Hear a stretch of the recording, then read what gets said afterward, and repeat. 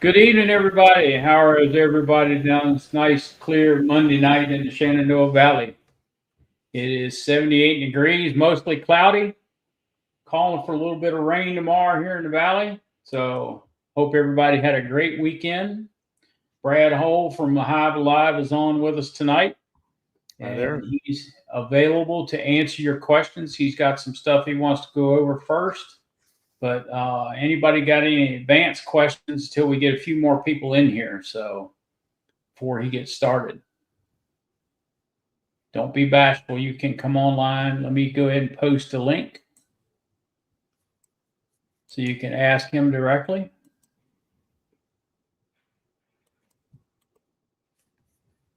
I'm hoping that everybody can hear me. Hope we don't have another debacle going on tonight like we had the other night. Bill Lee, can you hear me? Can you hear me? Brad? Oh, I can hear you. Yeah, loud and clear. Okay. All right. Hi, everybody. I'm on the other coast. I'm in Seattle, Washington, so a few hours behind you here. Yeah, DC. If DC's on here tonight, then he'll like talking to you because he's from Seattle, that area. He's from Washington State, so he's Okay. out there close to you. Oh, right on. Okay. So we're getting some people in here now. Yep, 25 is climbing all the time. So why don't you go ahead and get started there, Brad, and Great. we can catch everybody else up as they come in if they want to get caught up. Yeah, Bill. Thanks for having me. My name is Brad Hole. I am with Hive Alive. I'm going to kind of roll through some of the products that we make, but give you a little bit of my background. I've been beekeeping just as a hobbyist beekeeper about 15 years. A lot, as I was discussing with Bill, a lot's changed in just 15 years of how we keep bees. And so I've tried different tactics and stuff over the years. I heard about this product called Hive Alive and about 2 years ago, and I started using it just when I was feeding my bees, I'd add Hive Alive to it, and have really seen a difference in the past 2 years. I mean, just on my own colonies, I've gone through 2 winters with no hive loss, and I'm not keeping a lot of colonies. I've got 12 to 15 that I overwinter, and I'm just seeing stronger colonies. I'm splitting hives in the spring. I'm now selling bees, which I didn't really intend to do, but my whole thing was just not having to buy bees every year, which I haven't had to buy bees in the past 5 years. So to me, that's a success. So I was so excited about it. I reached out to Hive Alive. I was in between jobs at that point, and said, "Hey, you don't have anybody in the States selling, cheering for you here. Hire me. I've used your stuff. I'll fly around and do trade shows and stuff." So last January, I flew down to Nabi and worked the booth with them, and I've been, trying to, just drumming up sales and calling existing customers and dealers and stuff, and just kind of promoting the brand. So if you're at any of the bee events around the country, or if you have any ideas, feel free to reach out, and would love to exhibit at some of these shows. So just real quick, if anybody has any questions, I'll try to follow along, or Bill maybe just read them out to me. But I'm assuming people are familiar with Hive Alive here, or maybe not. Kind of give you a brief overview. So Hive Alive has been around for about 13 years. They're from Ireland. They did extensive research with these Irish seaweeds. Seaweeds have been fed to animals just as in feed supplements, and it's really helped the overall gut health and for animals. And so Hive Alive looked at it from hey, why not honeybees? And so they came out with their own proprietary blend of these seaweeds that's called Ocean Shield. And it's mixed with a little bit of lemongrass oil and as well as thymol, and then these seaweeds into a concentrated mix. And it comes in a vial like these couple here. I just have a couple sizes. This is our smallest one. It's a 10 milliliter. So this will treat, this do 10 gallons of syrup, and this will treat 50 gallons. And then we have larger containers at that. But it's got a 3-year shelf life. You don't have to refrigerate it. You just shake it up really well. Add it to your syrup when you're feeding during a spring buildup or going into fall. And it helps the overall gut health of the honeybees. So Bill and I were talking offline a little bit, just that the diseases they pick up, and we all want our bees to be healthy. And what's in this blend is pretty remarkable. It's the bees take to the syrup. It's got just enough lemongrass oil, but not enough to cause robbing. They take it, they ingest it. We've done studies with comparing it with feeding colonies with just regular syrup. The ones fed Hive Alive have a 89% more bees and more brood, less nosema, just overall healthier in a sense that you've got stronger colonies going into fall and coming into spring. So the best time to feed would be probably going into fall if you can only feed once a year. Just mix this into your syrup. We also make, we came out with a product last year, and this really looks silly, and no, it's not a breast implant. It's a it's a 2-pound bag of syrup, and it's a 2-to-1. It's about the closest thing to nectar, and it's got Hive Alive in that. So you drop this on your hive, you prick a couple pinholes in it, the bees drink it down. Really easy way to feed, not the most economical way to feed. It's obviously easier to make your own syrup. But we've all caught a swarm or want to feed a nuke right away. This is a really easy way to feed them without having to mix up a batch of syrup. You can throw this in your truck or keep it in your garage and feed them right away. Now going into winter or your colder weather feeding, you guys are in Pennsylvania. I'm in Seattle. It's a very wet climate. We don't get as harsh of a winter as you guys get back there, but we have our own fondant. This is our Hive Alive fondant, which is a little unique that we actually feed it. You actually feed this to the bees inside the bag. So what people do is they drop this in and into the colony. You can drop this right on the inner cover. You cut a hole right in the center. I like to do it through the print of the packaging because on this side you can actually see through the clear part of the bag. And we even make a little cutting tool too, which is kind of acts twofold. This little device here has a serrated cutter. Almost think of if you're a kid when you used to drill into the oranges and flip it around to suck the juice out. It kind of works that way. So it acts as a cutter to cut through the plastic. And then when you're cut through, you invert this, and this actually tents the bag from allowing the bees to get more exposure to that fondant. And what we found is they start in the center and they kind of work their way through the edges. Having it in the bag cuts down the fondant actually drying out. The bees actually consume this because it's inverted sugar in here. So if you're used to making your own sugar boards and stuff, and you find that they just move that stuff around, we found sugar boards can give the bees the runs. You don't get this with the Hive Alive stuff, and it's kind of a little more assurance that your bees aren't going to go into starvation into winter. So those are our kind of two liquid and more of a solid feed. We also make a pollen patty. We've partnered with Global. This is the one product we do have to make in the States because it does have true pollen in it. So Global makes our patties for us, but they put a full dose of Hive Alive into the patty. So we have a 4% winter patty and a 15% summer patty. And it's also got some extra seaweed extracts and stuff in there too. So great for colony buildup. If they're depleted on pollen resources and stuff, throw a little piece in. We don't make this, but BeeSmart makes this, but we've got a little trivet we sell too, which you can put your pollen patty on top of this.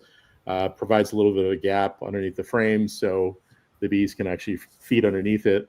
If you've got hive beetles, they can protect that that pollen patty from the hive beetles. So what else can I show you? One last thing, and then I won't bore you with all the products here. But we kind of redesigned the hive tool. We didn't reinvent the wheel, but our founder Dara looked at kind of the hive tools in the market here. So this is ours. You'll notice it's got a little bit longer pry bar on here, which makes a big difference prying frames apart. I've got a bunch of hive tools. We've all lost them and replaced them, but this one's really sharp, and it's quite a bit thicker than your traditional hive tools. So you don't get that bend, that flex when you're prying apart heavy boxes and whatnot. Super sharp. And the color scheme is based on, they did research on golf balls. And golfers, these are the two colors that stand out the best in the grass when you lose your golf ball. So that's the reason for the yellow and the green. So kind of nice hive tool that we sell as well. So. But anyway, I kind of whizzed through that. If you guys have any questions, fire away. I'll try to answer it. Bill's going to share a link as well. We did a spring feeding seminar on Hive Alive and kind of dove into a lot of the science and stuff on that. Our studies are published on our website too. You'll find there's a lot of feed supplements out there, but not a lot of them share the data that they have of what research they've done. We're pretty open book on how that works. So did I talk too much, Bill? No. Okay. Keep going. Okay. So can I answer any questions and stuff? We're in climate wise, we're probably similar to you all right now. It's about 85 degrees in Seattle, which is hot for us. Kind of done feeding here for the most part, unless I catch a swarm or something and I want to build up wax and stuff like that. I might supplement a little syrup, but our bees are into blackberry right now, so our flow is on. So they're bringing in truckloads of nectar, and then our flows will, after the blackberry flow, we have a dearth period of about a month here where there's not a lot to forage on. It's very dry. And so that's when I'll take my supers off. I'll feed Hive Alive and syrup, get those stores revved up, preparing for fall. And then we have a later season Japanese knotweed, which you all probably have back there too. So I'll try to put my supers back on and get some honey and stuff out of those. But so there was two questions, Brad. I might have missed it. And I posted the link to Dara's YouTube talk. Yep, perfect. Nancy had a question.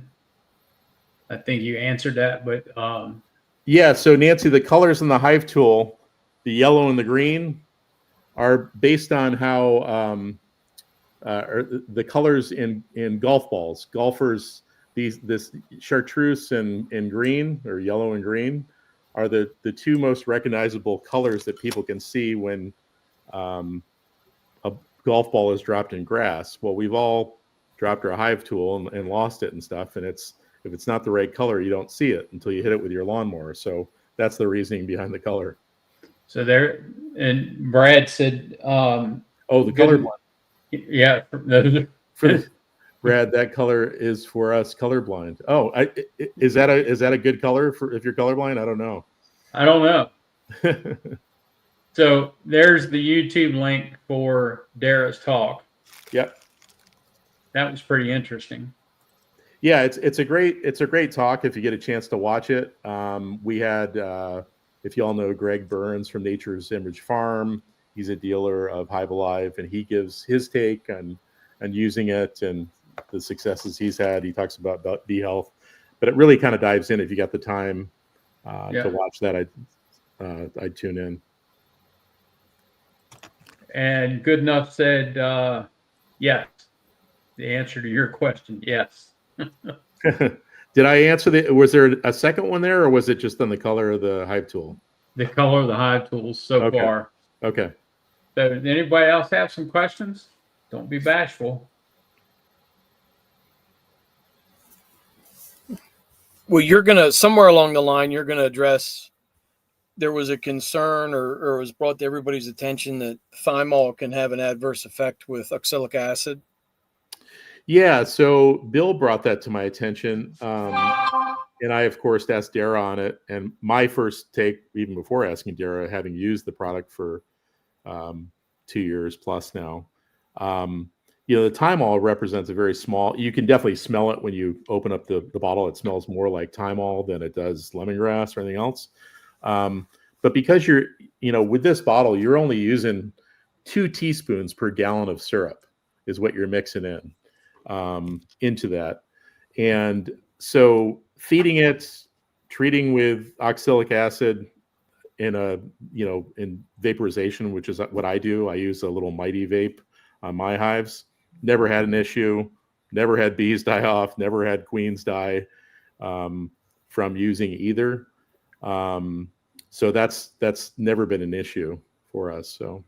So Brian from Flower Street Bees wants to know what new products is Hive Alive working on? So we've got a couple things we're working on that are soon to be announced, but I mean, not much for the hobbyist beekeeper. We're trying to come up with lower our cost on fondant for getting more into the commercial space. So kind of taking out a lot of the color print and stuff like that on boxes and stuff like that to kind of you have on here. You have beekeepers of all levels. Yep, and okay. all types from hobbyists through commercial. Through commercial, okay. So I guess I'm addressing both that there. So if you're just tuning in, this was a product we came out with kind of late in the season last year. This is called an Easy Feed syrup bag. There's 9 of these per box currently. They're about 2 pounds of syrup. They're pre-mixed. You don't have to create a mess in the kitchen, and they're a convenient thing to throw on a hive in an emergency. So obviously this is the less expensive, and the more you get, and this treats 50 hives or 50 gallons of syrup. This does 10, and it goes up to 200, and then 1,000 gallons of syrup. So we found too, with adding the Hive Alive to syrup, you can leave it in your garage for up to 6 months, and the syrup will not ferment. You won't get that black mold buildups too. So that's kind of nice too if you got a lot of syrup hanging around and you don't want to waste it. So you kind of answered Mark's question there. Does Hive Alive actually help with fermentation in the sugar water? It does. Yep. Okay. Mark, do you want to go any further with another question, or does that answer your question? That's why I use Hive Alive in my syrup. Mm-hmm. It buys me that extra time for fermenting. Yep. Yeah. Now that's dependent on temperature and sun exposure. Has been what I've found, but it does extend when you're using pure cane sucrose. Okay. So what about if you mix it with ProSweet? What does it do for the ProSweet? I don't have any experience with that myself. I'm just mixing up sugar syrup myself and adding Hive Alive. So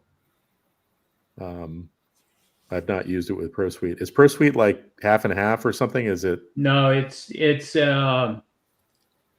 help me out here, Will. 3 to 1. ProSweet is Man Lake product. Yep. It's inverted sugars, and it has the vitamins and carbohydrates in it. And what else is in it, Will? Well, it's got high fructose corn syrup in it. I'm not sure if it's 55 or what. And like he had said, the inverted sugar, so the sucrose sugar in it. Mm-hmm. And I mean, my understanding is that if you keep it pure, it will not ferment. But as soon as you mix it or water it down, then ProSweet can ferment. That's only my understanding. Okay. All right. So Brian from Castle Hives, come in here a minute, Brian. Talk to us about Greg's here, mixing with ProSweet.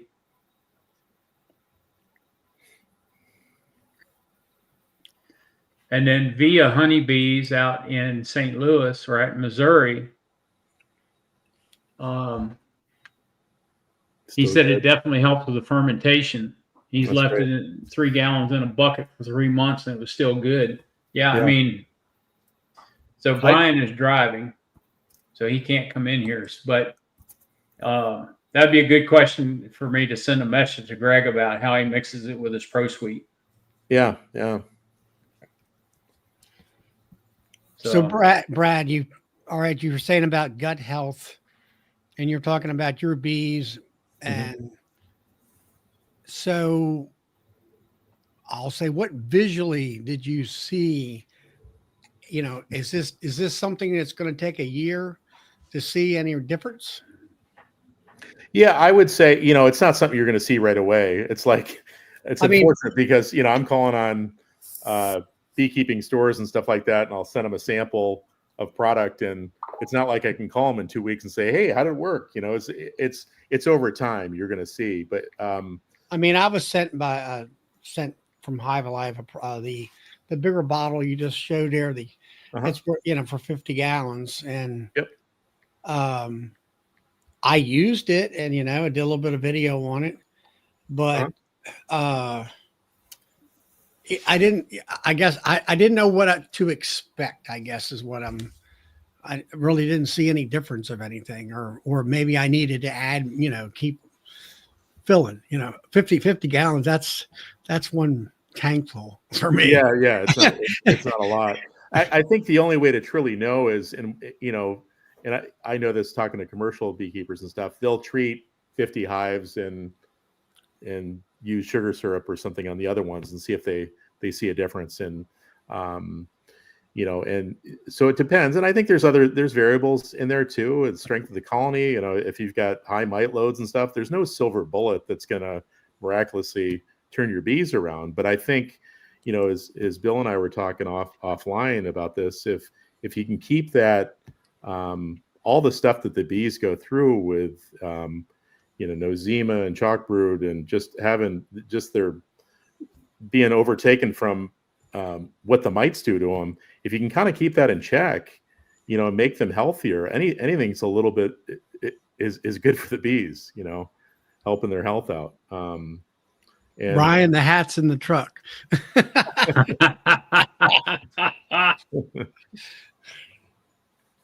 So Tiny Creek, her sugar syrup is in her buckets, have no mold or anything growing in them. She adds apple cider vinegar and Apis biologics. Okay. She said, I don't know which is keeping the syrup better or longer, but I've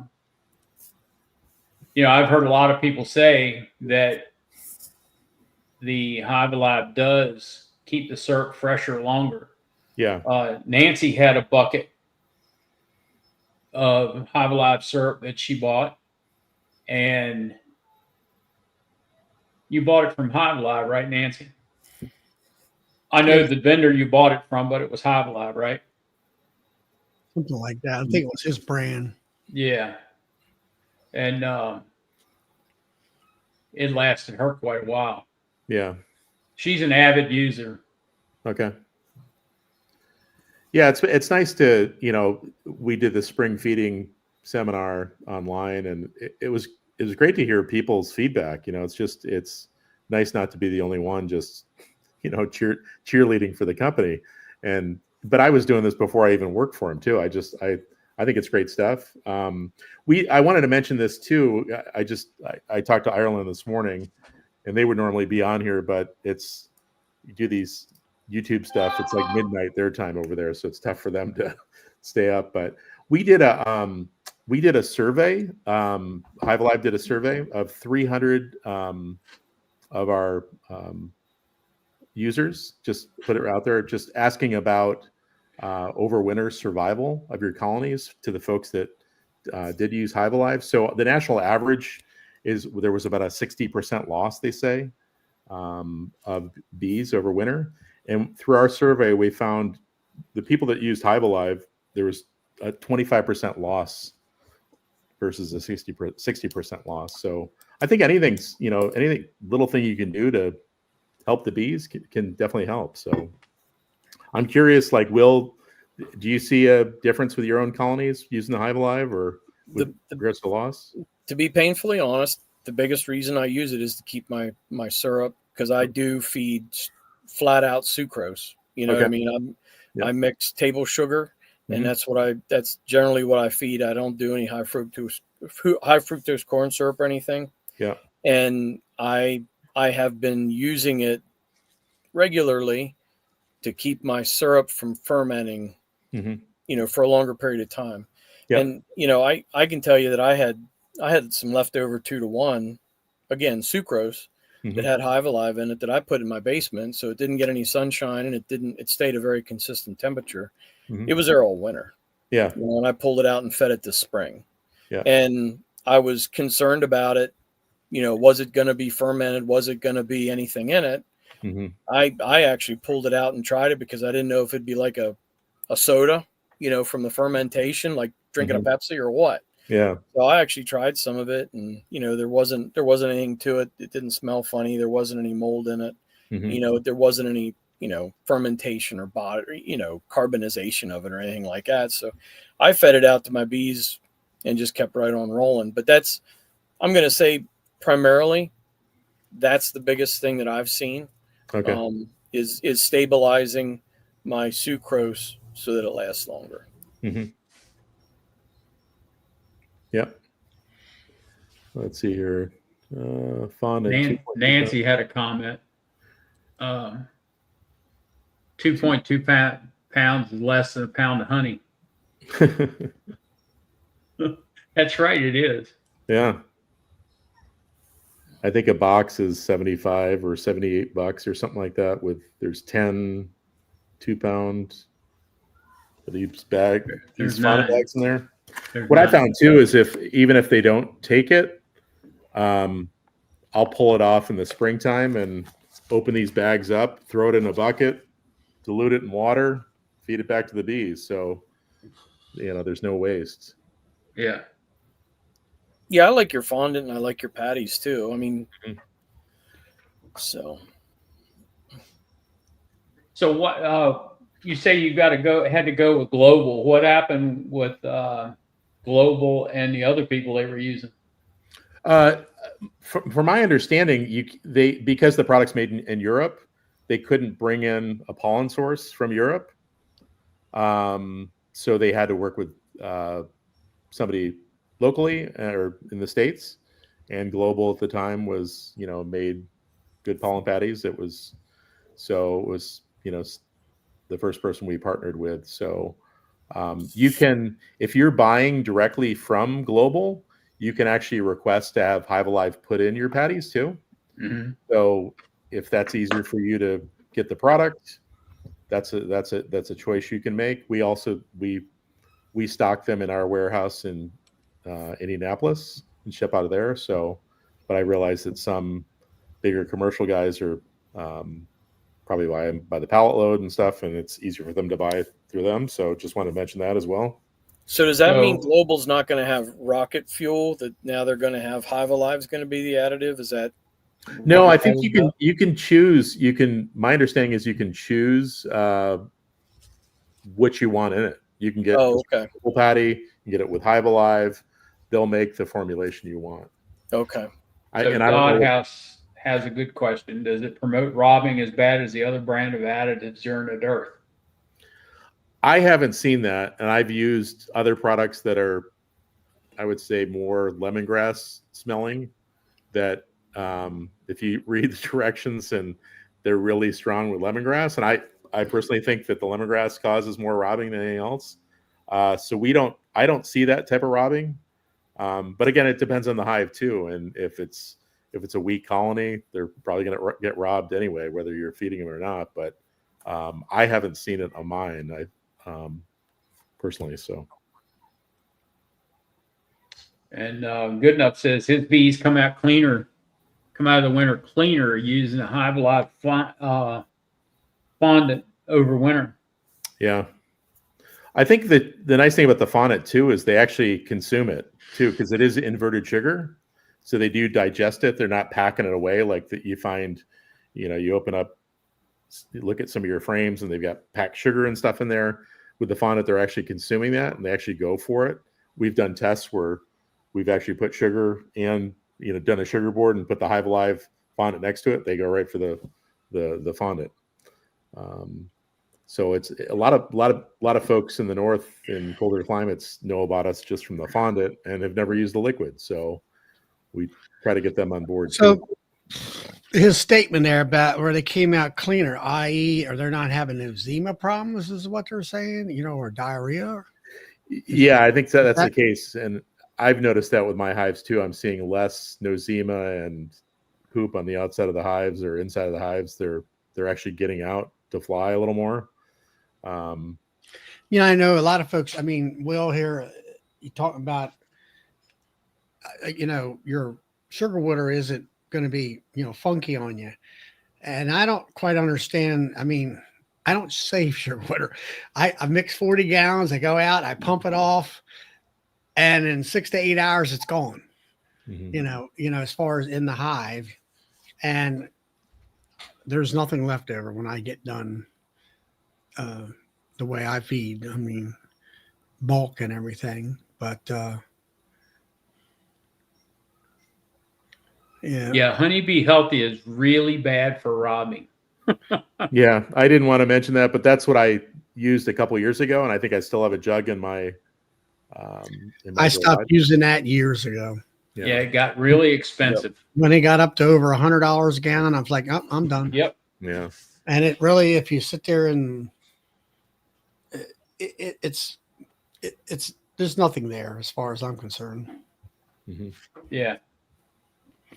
There was a question I think I missed here. Will I be at the Missouri bee event? And then yes, I will. So yeah, Tom and Melissa kind of they ramrod that. Yeah. Okay. So I've got a couple shows. I know you guys are in Virginia, but I'm going to do one in Charleston coming up in a couple weeks, and then I'll be in Cherry Hill, New Jersey for a EAS. EAS. Yeah. So yeah, I've lost nothing in an EAS conference.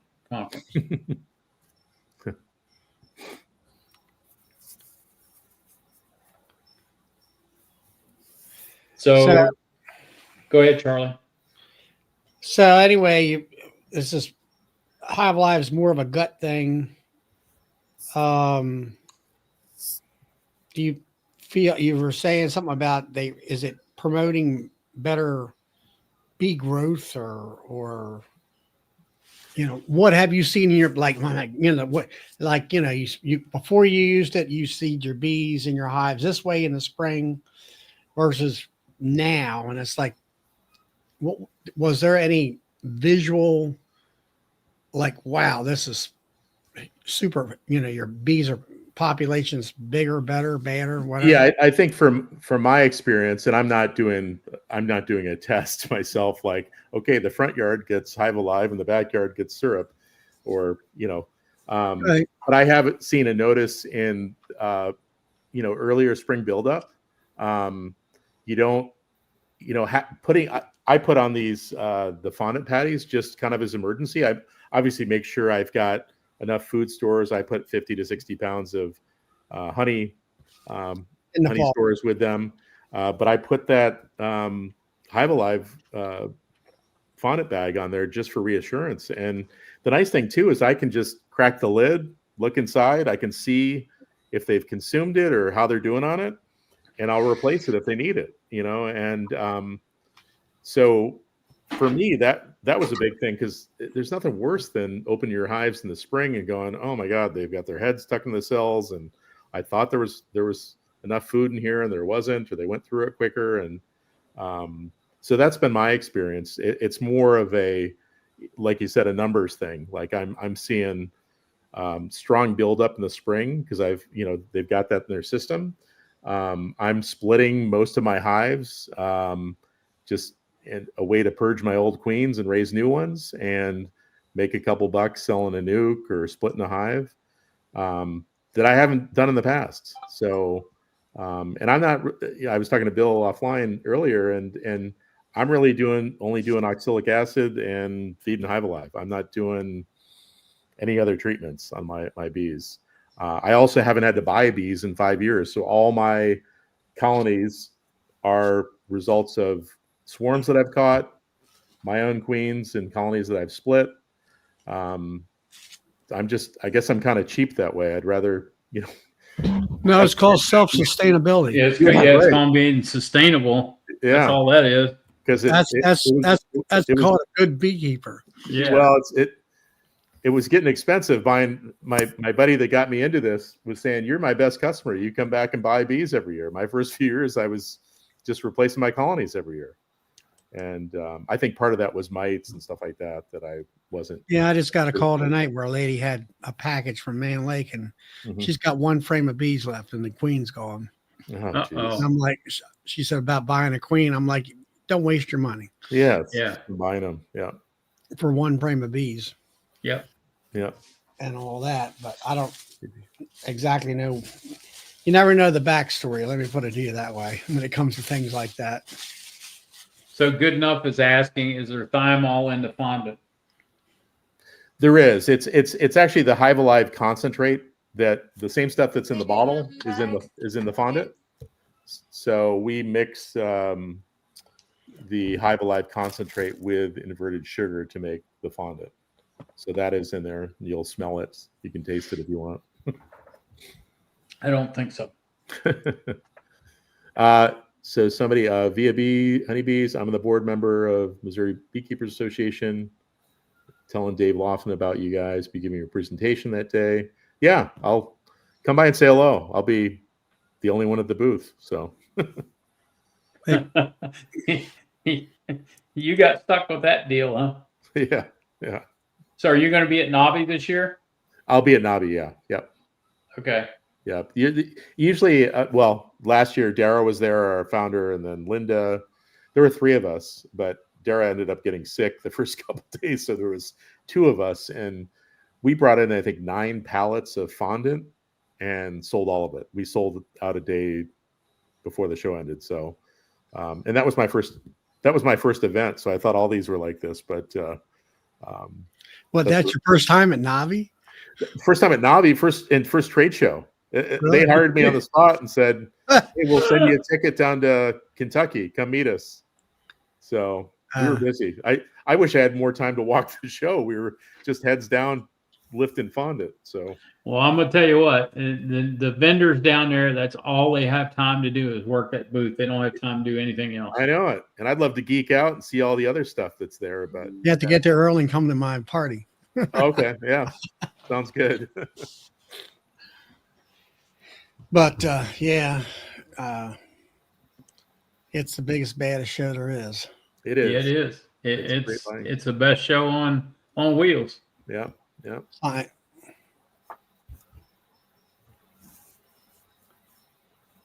And all that. But so what's the nectar flow in your parts in Pennsylvania and stuff now? What are your bees working on? talking to Will. That's a good question. I'm just starting to see clover come in. Okay. That's kind of what's going on right now. They are bringing in nectar right now. Mm-hmm. But I'm kind of trying to dial in on that right now because the clover is just starting. It looks like a lot of our locust and a lot of our big flows out of our little poplar and stuff like that. Mm-hmm. The rain's been adversely affecting that. Mm-hmm. So but Shumac and there's a bunch of other stuff that's going to be coming in here soon. So hopefully. Yeah, I know you all had pretty bad rains and stuff back there. We've had a really mild winter. We've had a warm spring. It's been, talking to other beekeepers, a lot of people, including myself, got a strong big leaf maple flow out here, which we never get. Like I had supers on in, March, April, pulling in nectar, which is kind of crazy, but our weather was just right. So, well, I'm in Maryland. I'm about an hour. What is it? Well, hour south of you or hour. Yep. Mm-hmm. And we've had an ice cold spring. April was cold as ice. Yep. and then May wasn't much better. Yeah. And then here comes locusts, and then here comes poplar trees, and then here comes all the rain that we should have had back in April.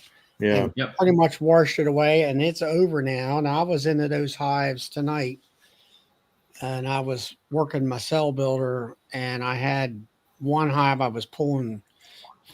They were brood frames up in the top, and they were filling them with nectar, which I didn't want. I pulled them out and put them in a nuke box off to the side on one of them racks, and then I kind of started a little bit of a robbing frenzy there, so I had to move it off about 30 feet away to kind of get them calmed down. So that's telling me right there that there isn't much nectar flow. No. So Vincent has a good question for you. Why put thymol in Hive Alive? What does it do? Well, I think, thymol's been used for 100 years, for helping with mites and stuff too. It actually helps with nosema. We can't consider it, we're not a treatment, we're a feed supplement, but having that little bit of thymol in there, we've found that helps with less nosema spores in the hive, as well as American fall brood and chalk brood. We've done independent studies and stuff on that have, so just, I think having that in there, that helps. And the lemongrass just makes the bees calmer. It's kind of a food supplement to get them to take the sugar water and stuff down too, but just a little bit, but not enough to cause robbing. But the majority is that Ocean Shield, which is like a cold pressed seaweed that we use in the products. Okay. Any other questions? So when are you using fondant in the springtime? Like when is your spring anyway? Our spring is usually in Seattle. It's April timeframe is when we start kind of working our way towards feeding liquid. So if they're not still taking the fondant and stuff, I'm usually pulling that off. Give them a little bit of syrup when the. So do you put it in March then? February, March? Yeah, March, April. It's just I like to do. I kind of look at the temperatures. Like if it's 50 degrees, if you got really cold nights, they won't take it too, and that syrup's sitting there. So usually I try to do it. It's usually March, April timeframe is when I'm feeding, and then obviously our blackberry is a couple weeks. 2-3 weeks early this year, so they're already bringing that in. So I really didn't even feed much this year. I fed a little bit, but my hives had enough buildup, and which is great. And I just supplemented. I gave them a little bit of syrup to kind of get them going, and everything else they've been bringing in. We've had that strong maple flow, so I really didn't even have to feed much syrup. It was just the smaller colonies and ones I had split and stuff. So. Okay. Yeah, I don't really feed in the spring except for maybe like you say, fondant for me would be emergency feeding. Yeah. Early February. Of course, I usually feed or put the sugar water to them to where they just stop. Mm-hmm. They will not take anymore, and that's when I put the feeders away. Right.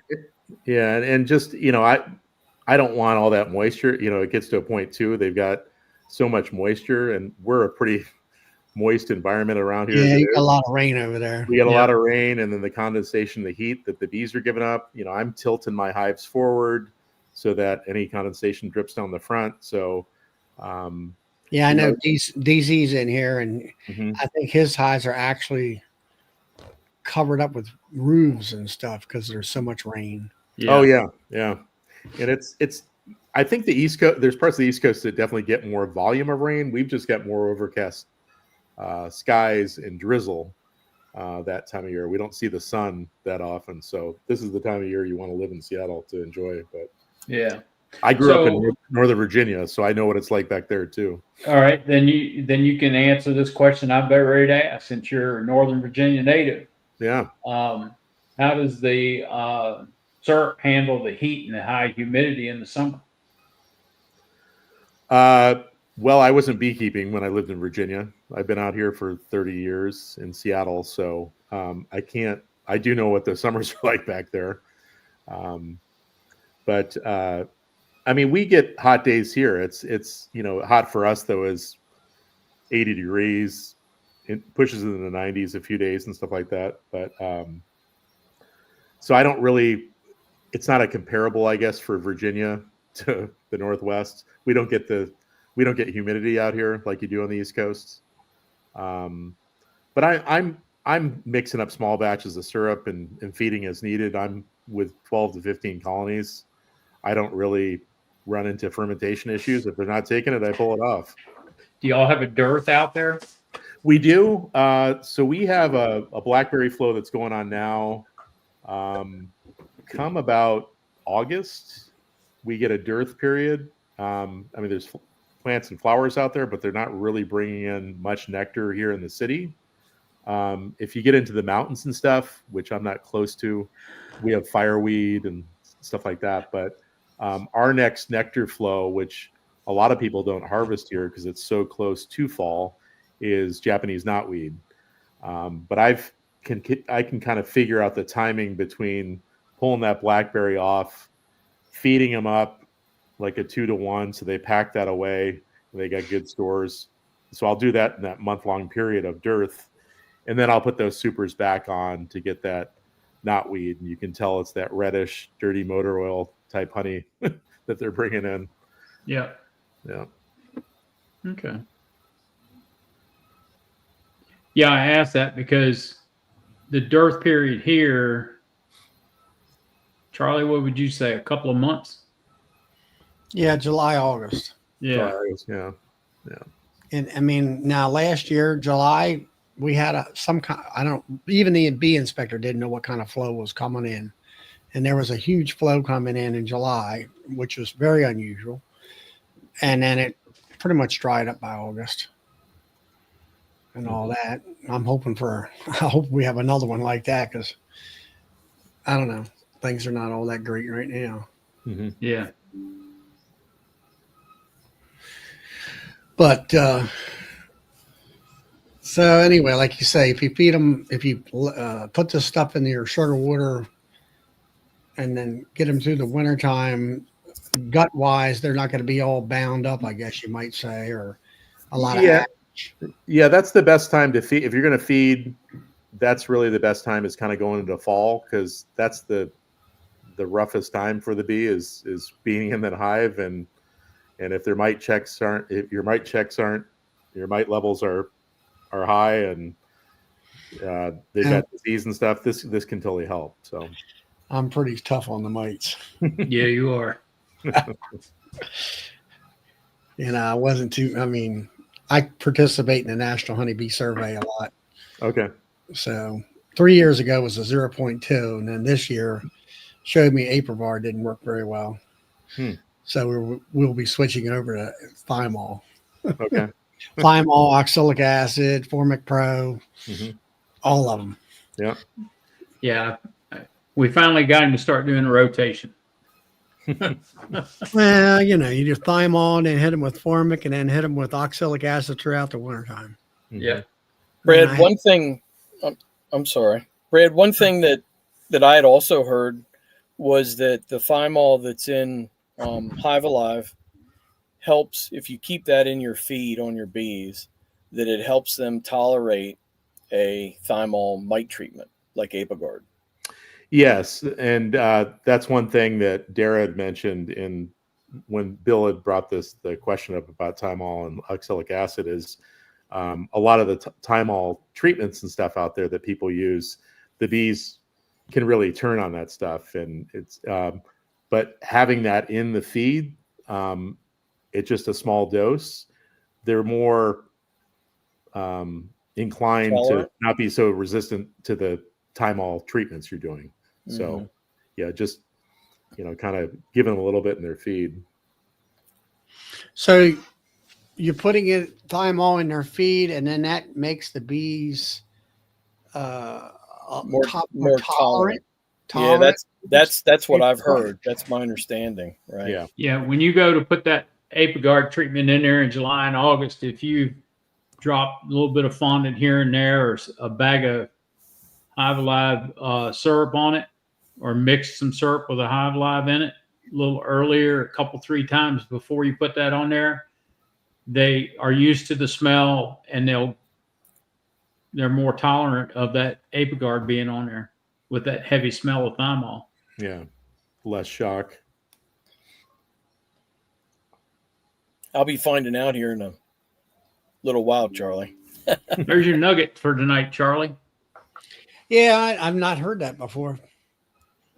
And thymol for me, Brad, is going to be new, and Mhm.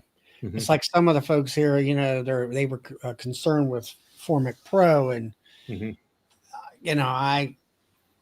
It's like anything else. When you get a little more experience with it, you drop it in when it's cool weather, 80 degrees or less, and low humidity is what I found. Mhm. I don't have the queen problems that people talk about.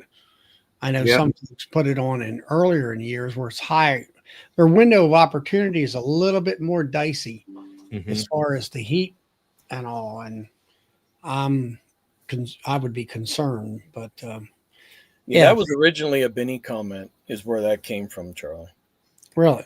Yep. All right. But so what do they got for 200 gallons worth of fuel? When you're mixing up 200 gallons worth of sugar water. Well, you should get the biggest jug, which does 1,000. It lasts for 3 years. That's the sales in me right there. So we have a The bigger you go, the cheaper it gets, right? Yeah, it's less It less does. money. Yeah. This is this will do 50. The next I've got a larger jug. Yeah, that's just partial. I mean, almost basically one batch. Yeah. So the next one up is 200, and then it goes to a 10 liter, which is 1,000. There you So- go, Charlie. Hmm. Get a 10-liter bucket of it. Well, I mean, 200 gallon. Those. Yeah, 200 gallon, 200 treatments or 200 gallons of syrup. Yeah, but I mean, you're That's doing the 40 gallon batches. You're going to put so much in there, and that's it. Yeah. Mix it in and go again. Yeah. Nancy wants me to do a giveaway.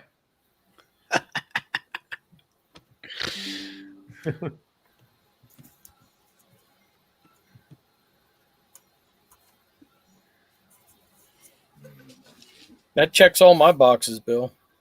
Yeah, Nancy, maybe- since it was your idea, you come in here and explain it.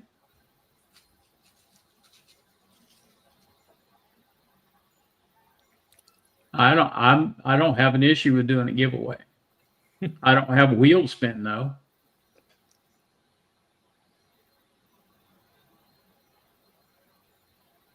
How many hats you got, Brad? How many hats? Yeah. I can give you this one. Does somebody Get want Lee, to yeah, you need to get Lee in here. Lee can do the spinning the wheel thing. Yeah. Brian, Question on the seaweed. I don't know. It's an Irish seaweed blend, so I The would bee- have to divert that to Dara to know Yeah. which seaweed. the bees will eat it and do a little jig for you. Yeah, there you go. I know they Yeah. gave me a hat when I went to Nobby and I bought enough product. They slathered me with hats. Oh yeah, you get a hat. Well, if you're buying enough product, we'll slip you a hive tool or something there. Shirts, hats, the whole Yeah, deal. shirts and hats. Well, let's see. I got a Bag. hive tool from Hive IQ. I got a hat from Blythewood for Swarm Commander. I got I have an Enel hat. I have I'll be back. a Formic Pro hat. I got all kinds of hats. And the only one I didn't get one from was Hive Alive. Well, we'll get you one, Bill. We'll send it with some samples or something. You can do. Is there a Shenandoah bee supply hat, Bill? There is. Is there? There's one. There's only Just one. one? There's only one. There's only one. Well, I bet Yeah. I have the right hat to wear down to your place that I could get that one hat. It better not say Man Lake on it either. I know. I have one that's better than that. What is that? Starts with an H. Oh, the Bee Man. No, Hilco. Oh no! Get me a You- Shenandoah bee supply hat. If you walk in the store with that hat on, you will not be allowed, and y'all run you out of the store. I was thinking that might get me that one Shenandoah bee supply hat. It'll get We you could swap permanently banned from the property. Is what it'll get you. Hey Peabody, how are you tonight? Hey, how you doing, Bill? Good. I'm good.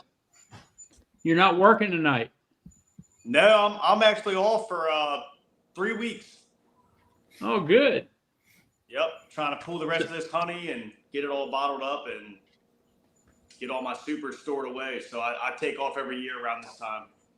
Well, good. Do you have any questions about Hive Alive? No, I actually just jumped on the live. I figured I'd come in here and chat with you guys. What are y'all talking about? Hive Alive. The sales rep from Hive Alive is on here live.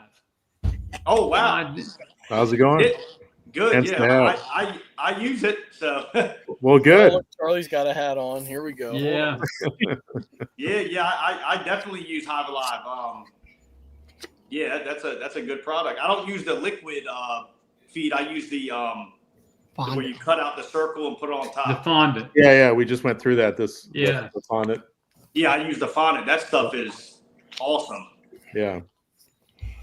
Yeah, you All got right, to Ryan, what's it do for you? It keeps my bees Yeah, alive he's got and it. healthy. Yeah, I know, but what do you see? That's what I Everybody's mean. I got want it. to see some results. You know, it's like Apis Biologic. I see results usually. You know, oh, you Yeah. got your Well- own too, huh? Well, mine was free. Wow. I've been So using is Hive mine. Alive so long. It's hard to compare when I don't have any test yards that I don't use it with. Yeah. So I don't really know. So how long have you been using it? Oh, since I've gone from a backyard beekeeper to kind of sideliner, I guess I've been using it 4 years now. Mhm. Yeah, And I've how been did- using it about 4 years. How's your survival rate coming out of into spring, out of winter? Well, my survival rate this year was real good. I only Mhm. lost 2 colonies out of 50-ish or so. Yeah.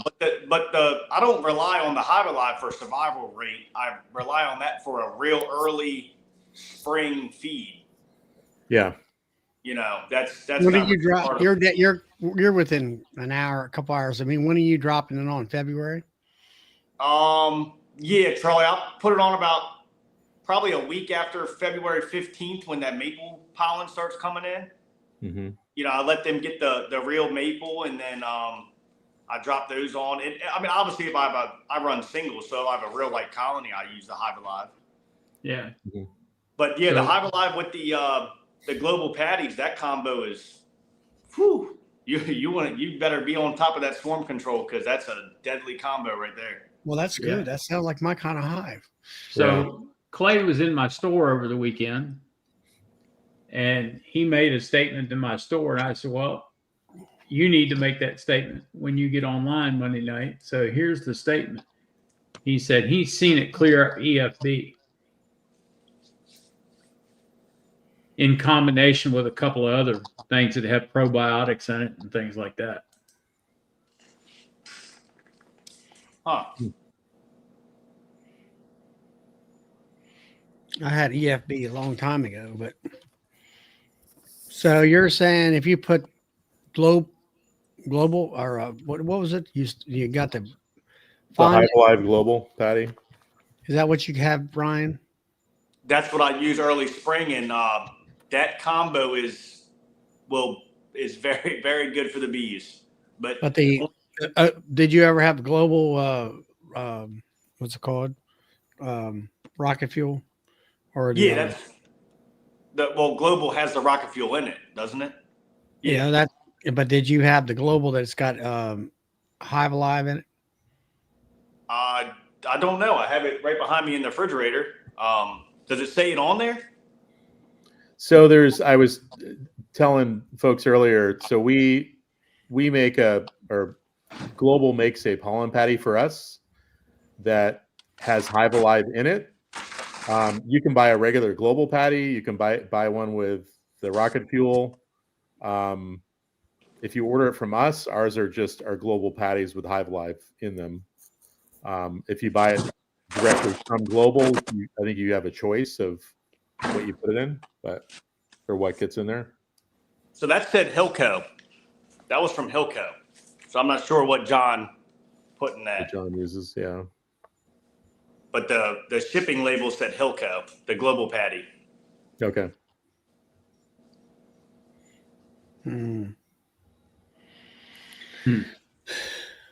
Yeah, what I want to try though is the Hive Alive has a 2-pound patty, correct? Yeah, so we have the fondant patty, which I showed you in the bag, and then we also have pollen patties that Global makes for us that are either a 4% or a 15% protein. And the ones we have, if you buy from Hive Alive or one of our dealers that carries Hive Alive, they have Hive Alive in it, and we put additional seaweed extracts in that patty, so you get the added boost. So you're getting the protein and stuff from the true fondant. You know, it's got a shorter shelf life. You do want to refrigerate them or freeze them to preserve them. You don't want to leave those out like you could a fondant patty and stuff like that. But they really do. I'll just throw a chunk in my colony. If they take it, I'll give them more. But I found the same. They do explode coming into spring just with that little boost. Gets the queen going. And yeah, I like the Hive Alive. I've ate the fondant before. I've licked the inside of the bag. It's the just a little piece under your finger. Yeah, the thymol gives it a special taste, doesn't it? It does. The numbing effect. So, starting this fall or November timeframe, I'll be carrying the Hive Alive fondant and the pollen patties as well. Okay. Yeah. So if you have a special order, you can order it through me, and I can have it drop shipped to you. Well, hopefully I'll be getting it at the Nabi Expo in January. Yeah, there you go. Yeah. From somebody. Yeah. We'll be there, or Bill will have it. We've got other dealers and stuff too. Yeah. So, but love to support Bill because he's doing this. And Bill, let me know if you need anything too. If you want to try some of the liquid as well, happy to send you some to try. Yeah, I have it all up on my website right now. Yeah. So. And stop by Nabi or if you're attending any of these shows that I'm going to be at. I've got little. The Irish call them sachets, which I told them a sachet is something you put in your grandmother's underwear to make underwear drawer. But it's a 3-part marketing piece, and inside there's like a little ketchup packet of Hive Alive. So it's enough. It's 2 teaspoons, so it's enough for a gallon of syrup. So I give those up for free for people that just want to try it.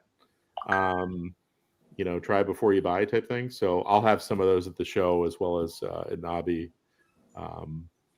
Reach out to me. So yeah, and to our dealers too. Like Bill, I'll send him some as well. And if folks are on the fence and wanting to try it, you can give them one of those. It kind of talks about the science behind it, but also allows them to try it. So yeah. And one thing I might try with the Hive Alive fondant, which I haven't done yet, is like a fall feeding, and even if it's just one fondant patty per hive, but like in October, like late October, early November, just to kind of, because I do that with pollen patties, just to see results maybe going out. It's more of a mental thing for me with the Hive Alive. Like if I give them all a fondant patty of Hive Alive in the fall, late fall, will that help the bees I guess, overall health going into those winter bees going into the winter. Yeah. I've never done that. Yeah, we found, feeding liquid, you're going to get the most, the Hive Alive concentrate, you're going to get the most bang for your buck as far as they're kind of stashing that away Okay. and consuming it. But the fondant's great is a reassurance from starving. And they'll actually take that. I don't know how you're putting yours on, but I was doing a little demo earlier, but you got the Hive Alive logo on the front. And then we've got these, you can cut a hole in it. The smaller, the better. But we have this little cutting tool that cuts into the plastic packaging, and you flip it over, and this piece tents the bag so they can actually work the bag a little better. But are you cutting a hole in yours? You cut it in half, or how are you feeding it? Yeah, I'm just cutting it. I've seen that tool before. Yeah, I'm just cutting it a square, and then I fold it back. I fold it back. That way, when I come to collect it, it's less trash. I just fold. I don't cut a circle out. Right. Just something for your inner cover. Are you putting it right on top of the inner cover so you can see it visually if you pop it open? Or I don't use inner covers. I use that the stuff Ian Stepler uses. Help me out, Charlie. The Reflectex. Reflectex. Okay. Yeah. Yeah. So I just put it. I put it right on top. I put the Hive Alive right on top of the frames. Okay. Yeah. And you can do that. It gets eaten up. Trust me. Yep. Ryan's doing single brood. Yeah. Okay. Gotcha. Ryan's sideliner big time. So yeah, yeah. And I then love this the spring you were sweating it there because you couldn't get out there fast enough to feed them bees. Yeah, I actually went to a show the other day, a vendor show, and a lot of people came by and said, "Where'd your YouTube channel go?" I said, "Let me tell you what. My dad, he had surgery, so he wasn't able to YouTube record me and all. I just got caught up in the bees. I'm gonna have to with having 3 young kids and my wife's a nurse. I'm gonna have to downsize a little bit. I think I got 74 colonies right now. So Wow. Bee math. it's gonna. I'm gonna have to do something. I don't know what I'm gonna do, but I'd like about 30 to 40 colonies or something like you got, Charlie. Yeah, I don't know. There's between the nukes and the hives and the mating boxes, I don't know. I'm about 40 some. Hey, Brad, I got a question. Yeah. At my local bee club, I mentioned Hive Alive to new beekeepers for their coming out of their first year, first winter. Mm-hmm. Are you the one that has the product on Amazon, or who? Or are those? Yeah, it's available. Yeah, you can get it on Amazon. It's a bit more expensive, obviously. You can buy it on there. You can buy it directly off our website, but you're paying, shipping and stuff unless you hit, I think it's $170. We have dealers that sell it. It's available through Data and some of the Better Bee and some of the bigger guys, but not everybody carries the full gamut. So some carry just the liquid, some carry just the fondant, some carry it all. So it just depends, but it is available out there. Okay, yeah, because most of the backyard beekeepers keep 2 to 4 colonies. So I just tell them to go to Amazon because it's obviously easy. Yeah, they're like, where can I get? I just say Amazon. Yeah, I need to send you some of my cards, Peabody. Yeah. yeah, Bill, definitely. Because I'm cheaper than Amazon. Yeah, and for the hobbyists, this is a great size because this is for 10 gallons of syrup. They only need 2 teaspoons per gallon if they're doing any type of spring or warm weather feeding during dearth. Just mix this in with 1-to-1 or 2-to-1. You can do a drench. You can spray it on. I'll spray this on even wax frames to kind of get them to build comb and stuff.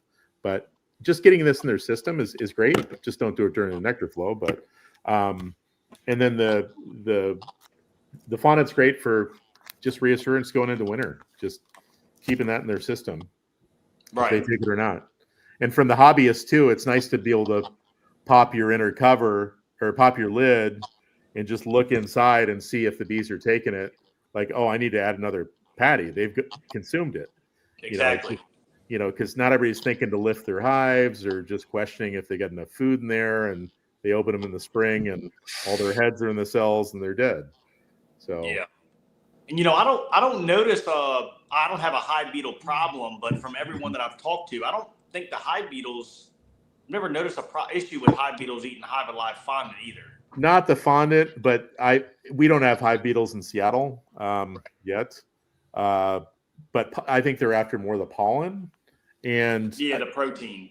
We've got these little trivets that we sell. We don't make them; they're from BeSmart. But the trivet kind of keeps it off the frames a little bit, so you can put a piece or a whole thing of pollen patty down, and the bees can actually guard it from underneath, from the hive beetles laying their larvae and stuff in here. I understand. So a lot of people like these too. So these trivets are kind of nice. But nice.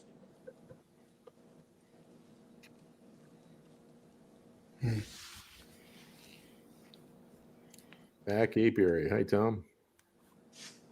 Yeah, he's out in Ohio. Yeah. He's gotten a lot of rain too. Yeah. He's had a whole lot of rain. Hmm. So our flow here in Virginia, some places in Virginia, it stopped. My bees are still bringing stuff in. I don't know where they're getting it from, but they're bringing it in. So, well, Bill, I went out 2 days ago, and I was shaking some frames of nectar, but I think it wasn't a whole lot of wet nectar falling out of the frames. So tomorrow I'm pulling my last out yard, and then I'm going to go ahead and pick up all the other boxes. And if they're not spinnable, I'm just going to let the bees rob it out and then store it away for the winter. yeah, that's a good idea. I'll find out tomorrow night, because I'm setting up 2 cell builders tomorrow night for a class for Saturday.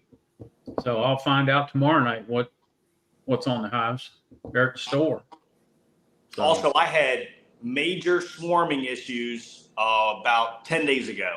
I had 1 yard. I think about every damn colony swarmed. really? Which luckily I'd already pulled the honey off.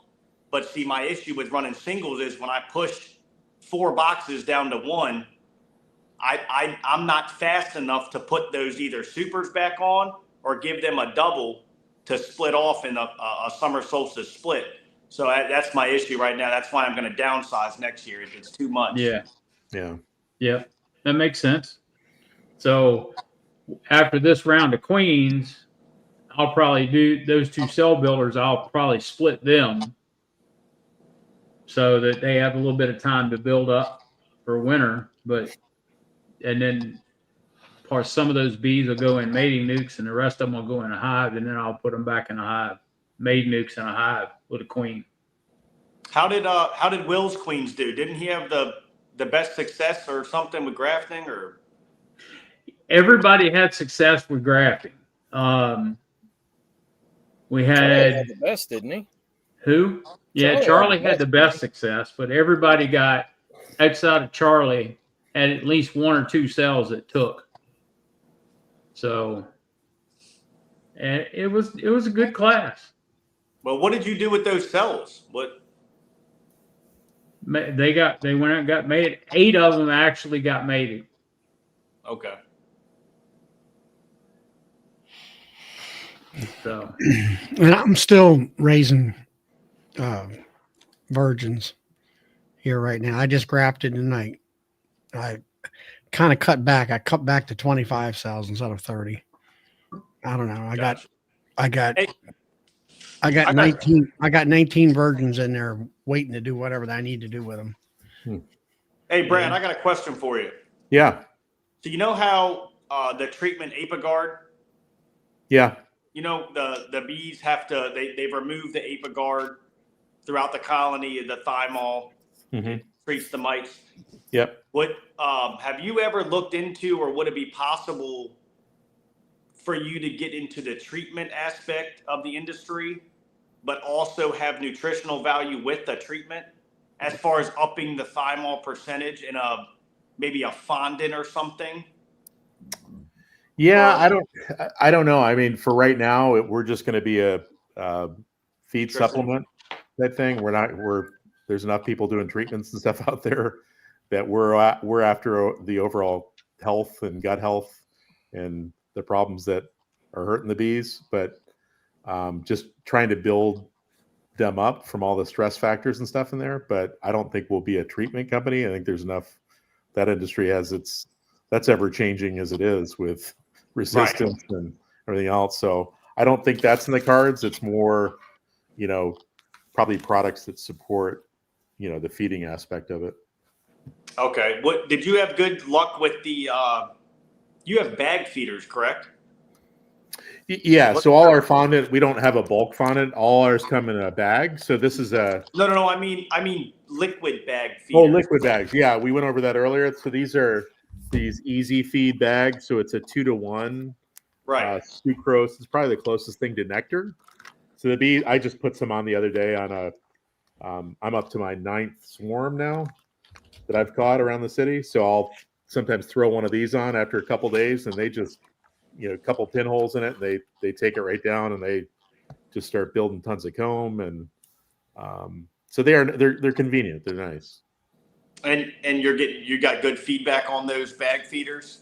Yeah, I mean, it's not going to take the place of the way people feed, but from a convenience level, I think it's fantastic. I was telling folks earlier, if I'm going to, a friend's where I keep bees in their yard or something, I'll have this in my truck.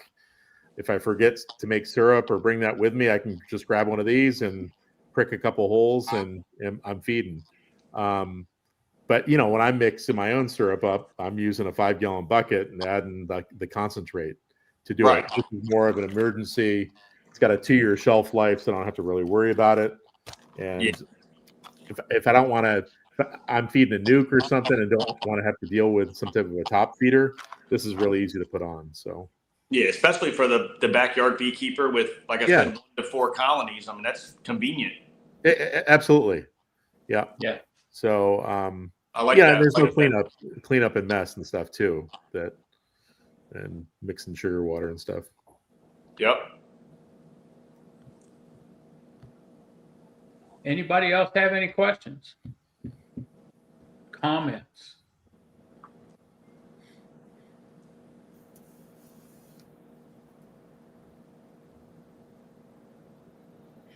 Not that I see anything. I don't see anything either.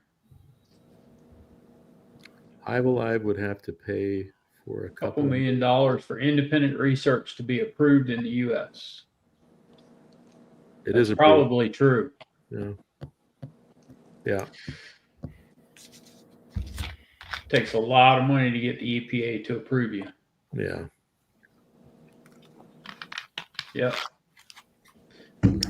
Well, Brad, I appreciate you coming out. Yeah. Thanks for having me. This is fun to be on the question side of things. You guys didn't grill me too much, so that's good. Bill did put up a link. I encourage you all that have just tuned in, check us out on YouTube at Hive Alive. There's a great, it's about an hour and a half long, I think, on spring feeding, but talks about a little more of the science in Hive Alive, and just kind of goes over what I talked on. But if you really want to dive into the science part and the studies and stuff, a lot of the studies and stuff are published on our website. You can tune into that. So we're full disclosure on that. But ping me with questions. Bill's got my email, my contact. I'm in Seattle, so I'm the only one with Hive Alive that's in the States here. Everybody else is in Ireland. But I appreciate your all's time and the questions. So Does it cause robbing? Pete wants to know. I don't think it does. It doesn't. We kind of went over this earlier. I haven't seen any robbing with mine. I think it's the products with higher lemongrass oil concentrate. That cause the robbing, that stimulant. So,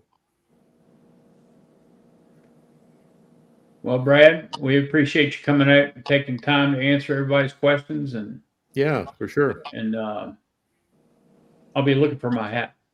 Yeah, all right. Let me know what else you need. I mean, we'll fill the box. We can send you some stuff. And yeah, I already got my samples. Okay. Like I said, they're already on the website. Final pricing is already on the website. Okay. Cool. And I'm covering basically North Carolina, West Virginia, Maryland, and Pennsylvania with this. Right on. So cool. Good. Yeah. We'll support Bill and Shenandoah Bee Company. And thank you all for having me. And feel free to reach out. If you have any questions I can answer too, my email is brad@hivealivebees.com, and hivealivebees.com is the website. So, but support our local vendors and stuff too. They're the ones that, like Bill, take the time to do stuff like this and support the hobbyist and bigger beekeepers. So thank you. Thank you, Brad. All right, guys. Have a good night. All right, Brad. Good night, See ya. Brad. Thank you. Bye-bye. Yeah. So we had some couple of questions at the beginning when it first came online from Pennsylvania. Wanted to know about some wax dipping, and I texted Will. So I got Will to look at those questions that he had, and I'm going to let Will take those questions and answer them. Yeah, Since and he's our wax dipper. yeah, and there's other guys on here that have more experience than I do, and I'm gonna kind of stick to what the factory says on this stuff right now at this point. But they're talking the product that I'm using, and other people may use other products. I'm using the Hive Guard product that is made by Canada Wax. And I'm actually using a Canada Wax tank. They're saying that when you dip a box that it can last up to 25 years. I have not been doing it that long, so I don't know how long it's going to last. They talk about the factory recommendations are to dip at 320 degrees for 3 minutes to coat the boxes. They can say you can do a 10-minute dip for sterilization. Most of the stuff I've been doing, somewhere between 300 and 350 degrees, and I usually cook it in there for about 10 minutes. I figure that gives it a plenty, no question about it, cook. And cost-wise, I'm in central Pennsylvania, just south, or kind of between Harrisburg and York. And the going rate up here, if you bring new gear out, the going rate up here is about $5 a piece, roughly. There's a guy in Carlisle doing it right now that, a deep box is $5, and then I think a medium might be $4, and then some other stuff might be a little bit less. But I'm going to say kind of the average that I'm seeing is around $5. So the factory's telling us that a deep box will absorb about half a pound of wax. I'm still kind of testing some of that a little bit, making some comparisons on that. I've probably dipped about 1,000 items right now, and seems like the wax is working out pretty good. I'm going with the factory guidelines on that. So that's kind of what I know about it. You got to wear the right PPE. I have the Canada wax dipping tank, which is a double walled tank that's insulated. I bring that thing up to speed. I'll shut it off at 8, 9 o'clock at night. It'll lose about 70 degrees overnight, depending on the temperature, and stays liquid, and I can fire it up the next day and keep right on dipping. It's fairly efficient that way. It can be a real mess, depending on the moisture content of the wood. You're actually kind of deep frying the wood, and just like those chicken McNuggets, when you drop them in that hot oil, they fry up, and all that moisture comes out of that wood. And one of the things you got to watch out for is the tank will actually boil over. So that's, one of the considerations you have to have. But it's the Hive Guard component is supposed to be food grade right off the Hive Guard website. And it's a paraffin microcrystalline mix that's made specifically for dipping beehives in it. So what temperature are you dipping these boxes at? Well, your temperatures fluctuate, but I'm normally floating between 300 and 350 degrees is what kind of where I'm settled in on that right now. The factory recommendation is 320 degrees for 3 minutes. And how long are you leaving them in there? Well, I've been leaving boxes in for 10 and lids I've been leaving in for 12, just trying to make sure there's no question about penetrating the box, heating the box. There's no skimping on how long it's in there for me. and I'm not offering this commercially. I've been doing it for myself. I've been doing it for a few friends. I don't know if this is, I still kind of haven't made a decision if this is something that I'm going to just do for myself, as part of my apiary, or if it's something that I'm going to do additionally. Bill, we're having a bunch of good conversation. I would like to do a dip, maybe bring that thing down and do that at your place next year. If we can line up, a reasonable number of pieces to dip that makes it worthwhile coming down, I'd like to throw it on a trailer and bring it down. But right now I'm dipping the heck out of my stuff and a few friends' stuff, and that's kind of how I'm handling it. That's my experience right now. So, Hey, Will, can you dip something that's been painted? So yes, long story short, I have.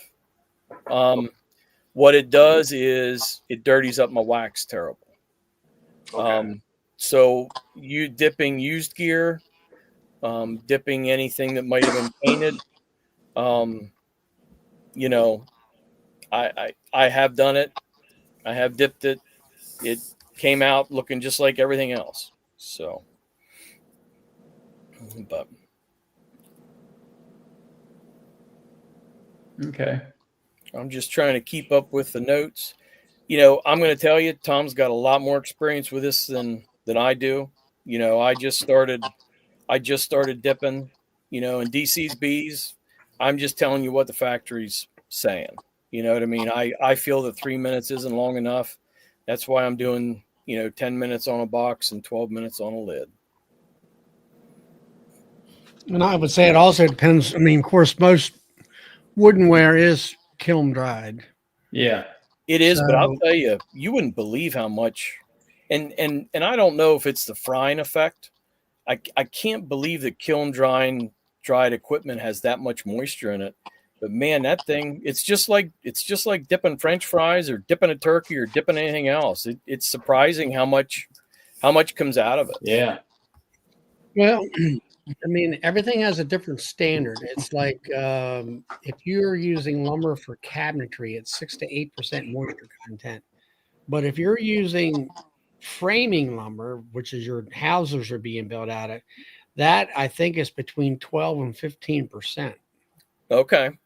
where it basically they just kind of they knock the water off of it, you might say, Yeah.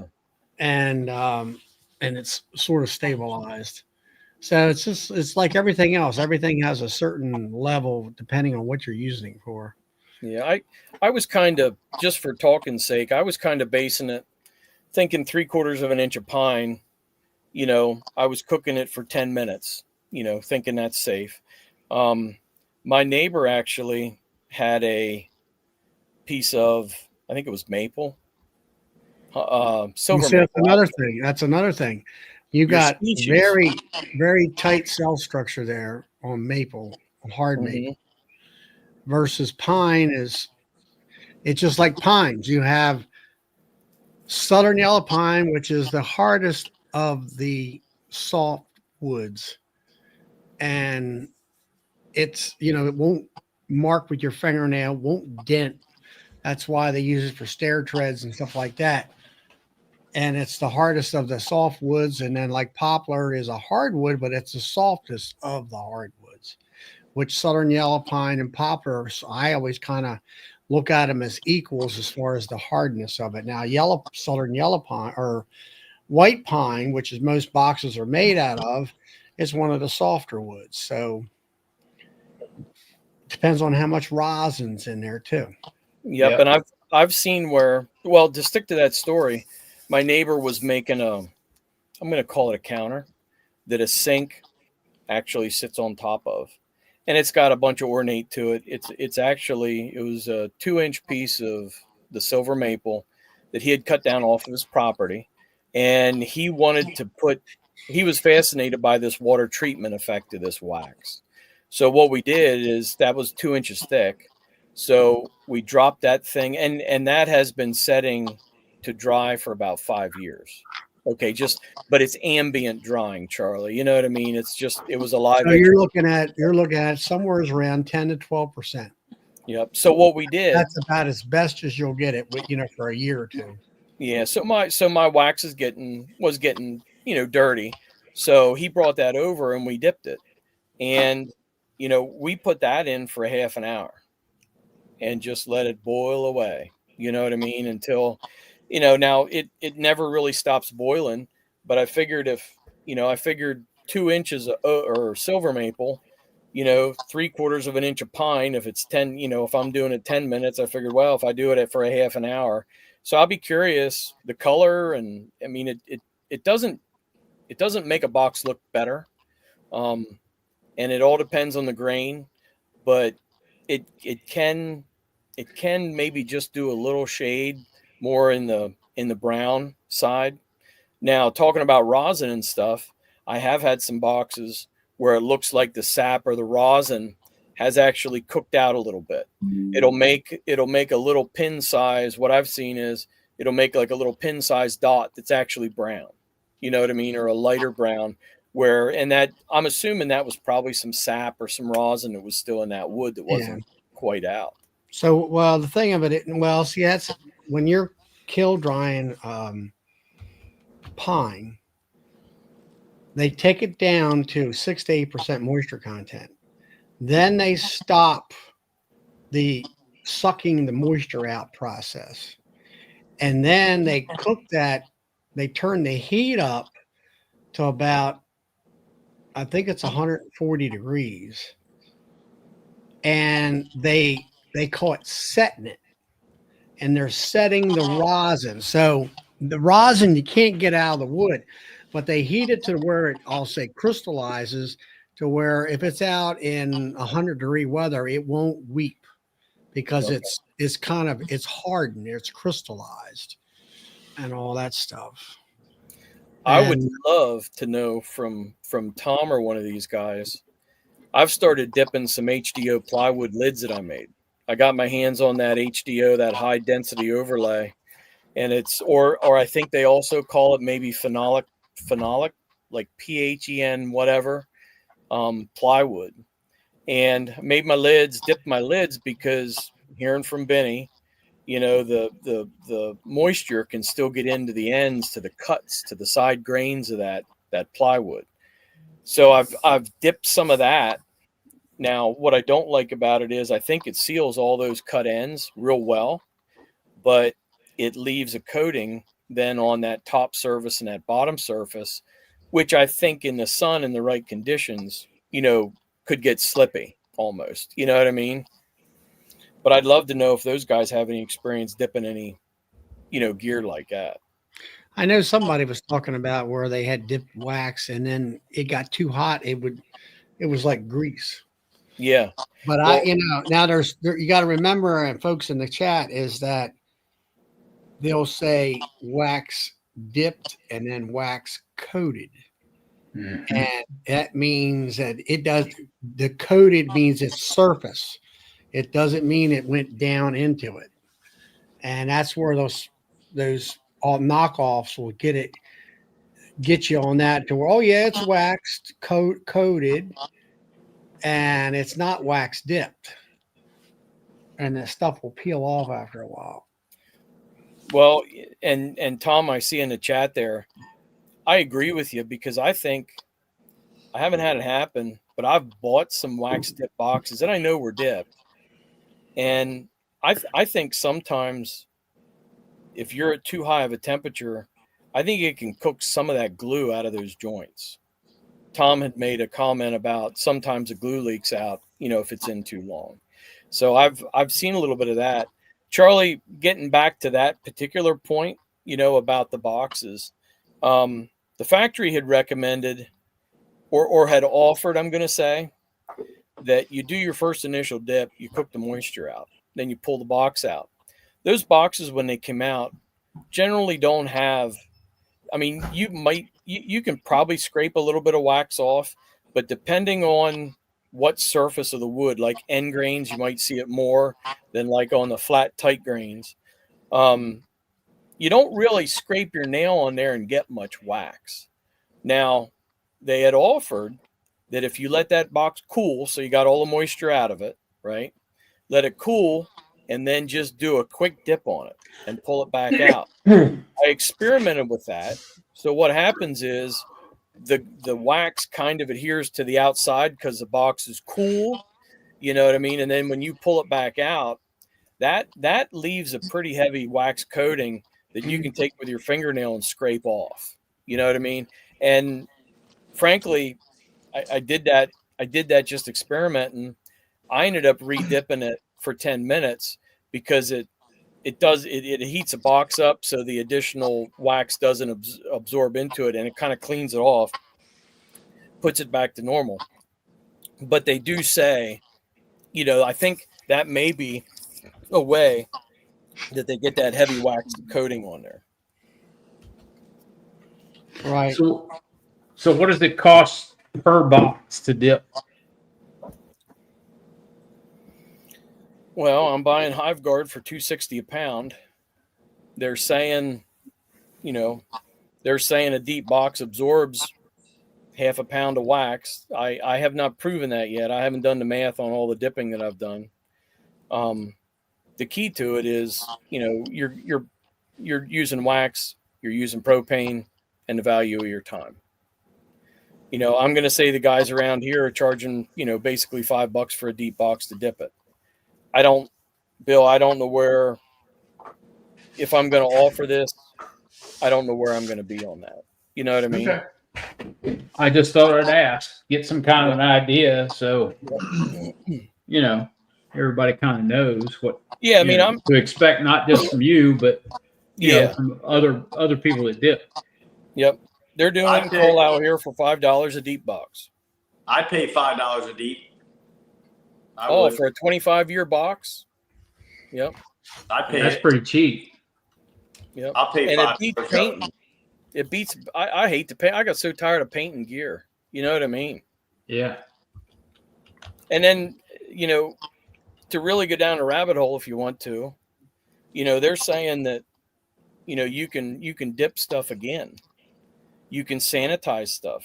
The factory, and again, maybe Tom and those guys know more about it, but they're saying factory's saying if you want to sterilize a box, they're saying if you dip it for 10 minutes, at that 320 or up, that you can actually, you're sterilizing that box. So if you wanted to re-dip some old gear that you had, like when my wax is dirty, I could plow through and re-dip a bunch of the boxes that I have, and maybe prolong their life. You know what I mean? Plus they're sterilized. Yeah.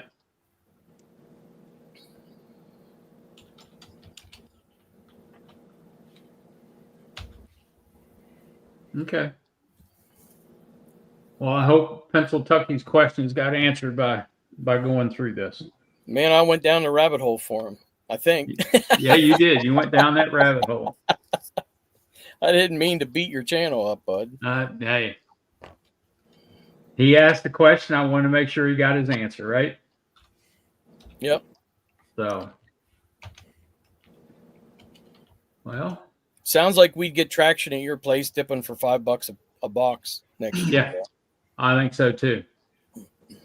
I just want to make sure I have my drip pan underneath it squared away because, man, I'll tell you, I bet it could get really interesting if you have it overflow down onto that propane boiler or on that propane open flame burner. You know what I mean? So I just want to make sure I have that squared away.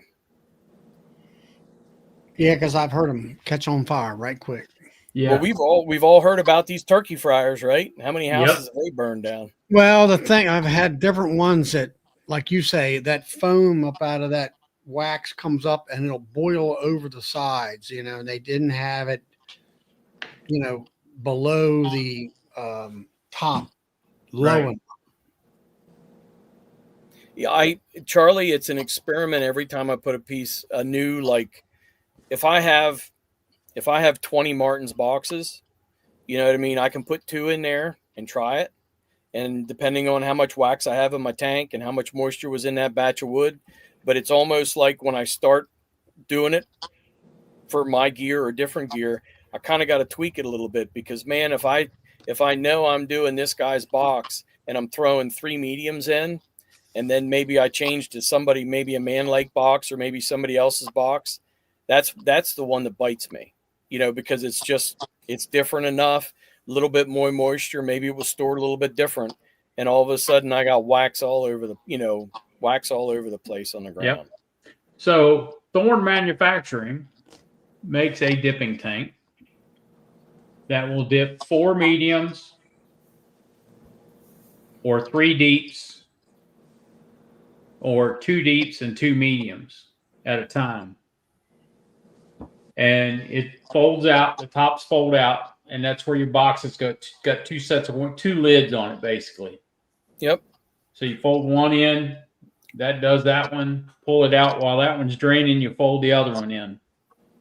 So it sells new from Thorn Manufacturing for $3,249. That's a deal, buddy. It is. That's a heck of a deal. And they recommend the Hive Guard wax.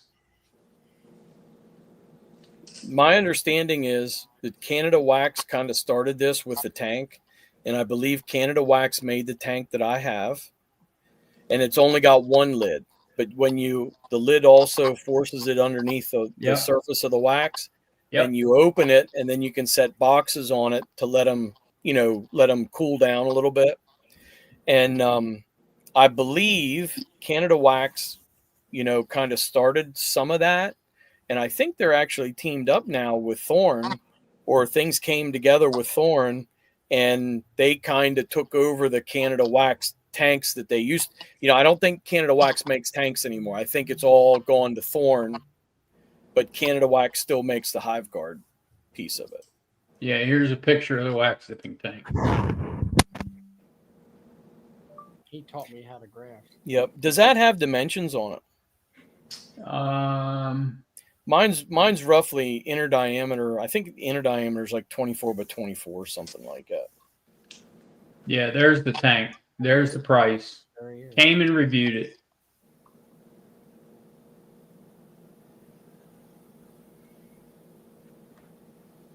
Let's see. And I picked my tank up, guys, from a commercial guy up in McVeigh that had it, but he needed to be able to. He wanted to go to an electric version because he's got 3-phase, and not deal with the propane. And he wanted to do it more on a commercial scale, where there wasn't.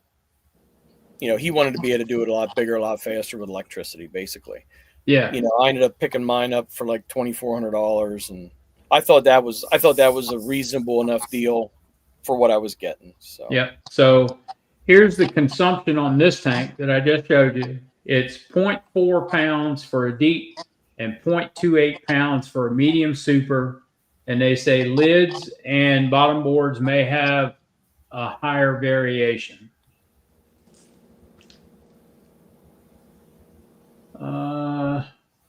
And they recommend 350 pounds of wax to get it to working depth.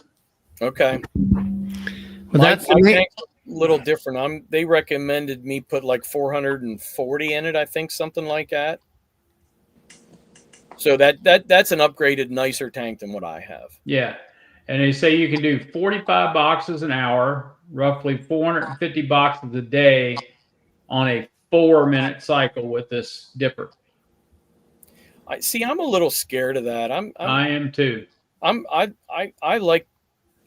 would hate to shortchange myself or my equipment over a couple minutes. Yeah. You know what I mean? Yep. The biggest thing is that most people must realize, the tank costs so much and it might sound expensive, but that rosin crystalline is not cheap. And you know that yourself. Well, continuing in the rabbit hole, Canada Wax has a distributor down towards Philadelphia. And, I paid, $260 a pound, and I went and bought 800 pounds. I wanted to make sure I had like 2 full loads for my wax tank. And so I went down there and whatever, I think it was 12 or $1,600 or whatever it was, but Kent Williams knows more than anybody. So What are you talking about, Charlie? He's texting. No, I'm talking on a thing. Talking about Kent Williams. But no, but that was my experience. I was able to get down to Philadelphia and pick it up, and I was tickled to be able to do that, and I'm just so happy that now I don't have a paintbrush. But I'll tell you, it hot 320 to 350 good degree wax is hot. Mm-hmm. There's a fair amount when I'll tell you, when you open that top of that thing, it's boiling and steaming, and it's ugly. And, I wear those barbecue mitts that go up to the gauntlet gloves that go up to my elbows, because the wax hasn't caused any nasty burns, but I mean, it's hot. Yeah. So Hive Guard dipping wax for 42 plus boxes is $136 for a 54-pound box. Is that better than my $260 a pound that I was getting? I don't have a calculator here. I'd have to get the calculator out here. Yeah, I'm not that smart. Yeah, because the cases, I think they're like 11-pound blocks. They're probably 12 inches wide, 19 inches long, and 1.5 to 2 inches thick. That's $3.23 a pound. Oh, okay. At $136 a box. Yep. Absolutely, it's cheaper to paint, or I think it's probably for a person that doesn't. It's the investment of the tank. Yeah. You know what I mean? Is the big part of it, and then going out and buying the wax. You can buy a lot of paint, for what I got invested in that. But the thing is, I got tired of painting, and then I really got tired of the thought of having to repaint, to keep up with gears. So right.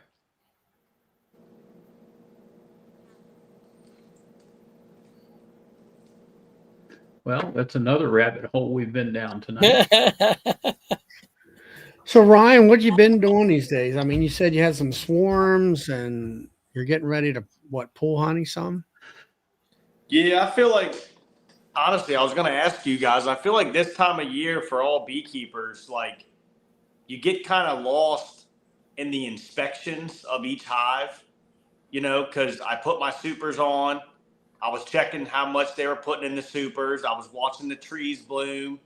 I had a couple swarm here and there. And tomorrow I'll be doing my last pull, and I'm worried about getting all my boxes stored away. Well, then after that, I just ordered my Apiguard 2 days ago, my buckets of Apiguard.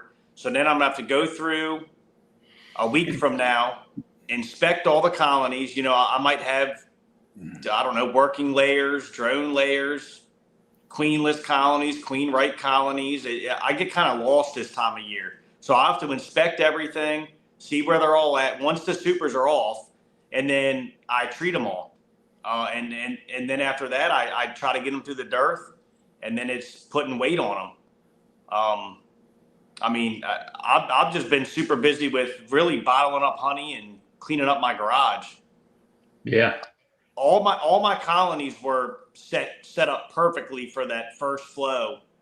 And then once I extracted that, I got over 1,000 pounds of honey, and then I put all the boxes back on. They're full now. So I'm going to Spin them again. Yeah, I'm going to get those and then spinning them. And then I'll have to check weights and do mite. I haven't done a mite wash for a long time. I'd get kind of lost this time of year. I'm so focused on pulling honey, getting it bottled up. I got all these vendor events that are messaging me. I get kind of lost, and I'm scared to do a mite wash, which I'll be doing in about 7 to 10 days. I'll be going through mite wash and everything and combining. I had nukes that didn't sell, and my dad reached out to me. He was like, "Hey man, some of those nukes, we had swarms over there at the nuke yard." And I was like, "Well, I didn't have time to go over there to transfer them over to 10 frame equipment, so I'm just kind of all over the place. I got to get out. I got to get all these boxes stored away, and then I'll be back to mite treatments, knocking the mites down, and checking all the hives. Requeening if I have to. My queen rearing's done. I don't think I'm going to have to do another queen rearing because I think honestly, to tell you the truth, I think all my colonies, most of them have swarmed after that first flow. And that's on me, but at least I kept them in the box for that tulip poplar and locust, and the American holly was real good this year too. But for Maryland, I mean, we only have Charlie, we got like a 5-week flow. That's it. Or for my area, it's not very long. No, and it pretty much washed it away. Yeah. So right now, I really didn't stress it. So I'm going to go through and knock all the mites down. I know I got a ton of bees in the boxes. It's just I got to get those mites under control and see where I'm at numbers wise. And it's funny because I'll actually be starting to worry about my winter preparation now as soon as I get this honey off. So I'll be slinging honey in my garage all day Wednesday, Thursday, Friday. And then I got to render all my wax down, which I've already done some of that. I got a bunch of blocks of wax and go from there. Well, at least you're ahead of the curve on prepping for winter. Yeah, that's the thing. I mean, winter prep for me starts in July. Yep. So. Yeah, I mean, I haven't pulled boxes yet. I mean, my area looks just like that right there, and I've had queen issues. I've dropped virgins in.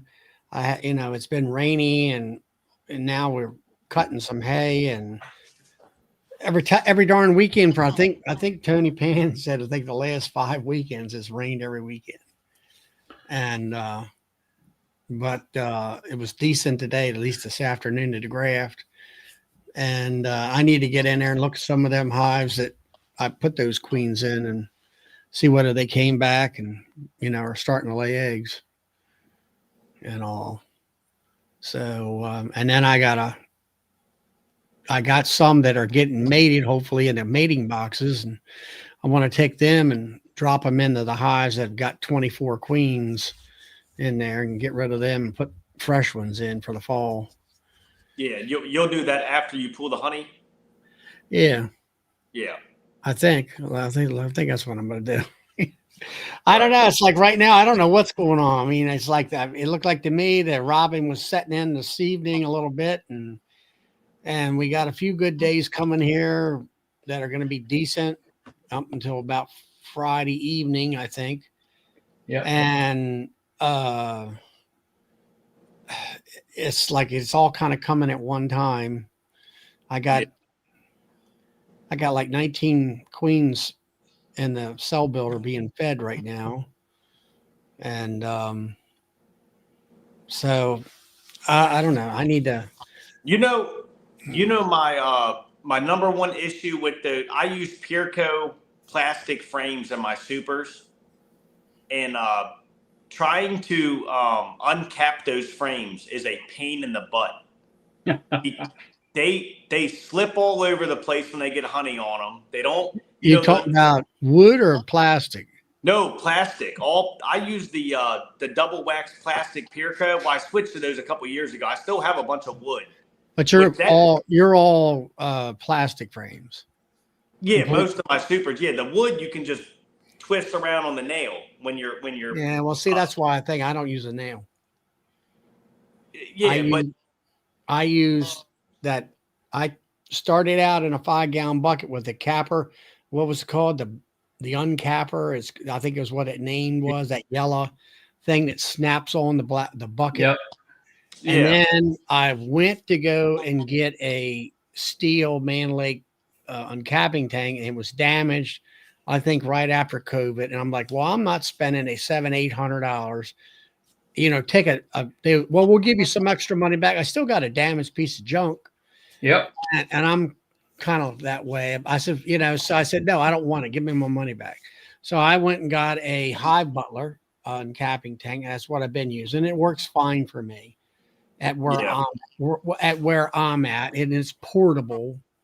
And So what I did was I put 2 wooden frames in there in those slots.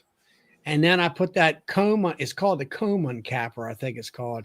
And I drilled 4 holes and I screwed at those 2 wooden frames. So now I got a platform where I can put those plastic frames in that groove with the hole there. They don't slip around. Yeah. That's the problem with wax or all plastic frames when it comes to trying to use the nail method. That doesn't really work.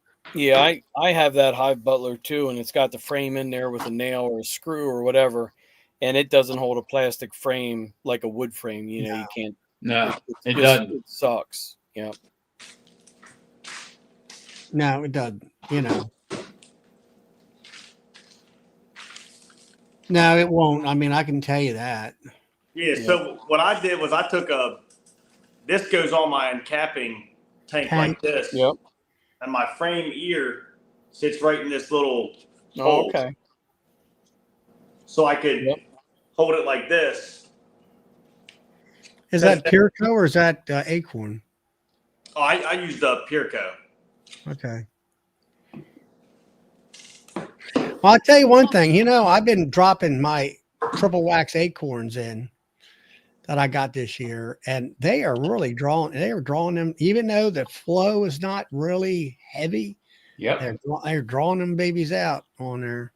Yep. Yeah, I'm gonna get with Bill sometime and have an order at in Kentucky when I go with Acorn. I am probably going to start pre-orders for Acorn August 1st. Yeah, I'll get with you. I got 4 boxes and half of them are gone. And you know, Charlie came back for seconds this year. Well, I ordered 2 cases, and then he happened to get 4 cases in the shipment, and so we brought them back. He brought them back to Virginia for me, and then I came down to a class, picked them up, and I had 4, and I had a piece of a case, maybe a half a case, maybe a third of a case at most, and I went through the piece of a case plus the 2 first cases I got from Bill, and now in stock. I have about a case and a half left, and of course I'm going from deeps to mediums, and and that's the thing about my nukes. I mean, I'm pulling brood out of there and putting other hives, you know, maybe the bigger hives and stuff, and putting those foundations. They're either making honey frames for me or they're making brood frames for me, and that's what I'm looking for anyway. And and all that stuff. So it works for me. Like you say, I guess I'm not alone in the situation. It's like putting out fires all the time when it comes to beekeeping. You know, it's like, okay, now I got queen issues. Well, luckily enough, I went to Bill's grafting queen rearing class and learned how to set up that cell builder. And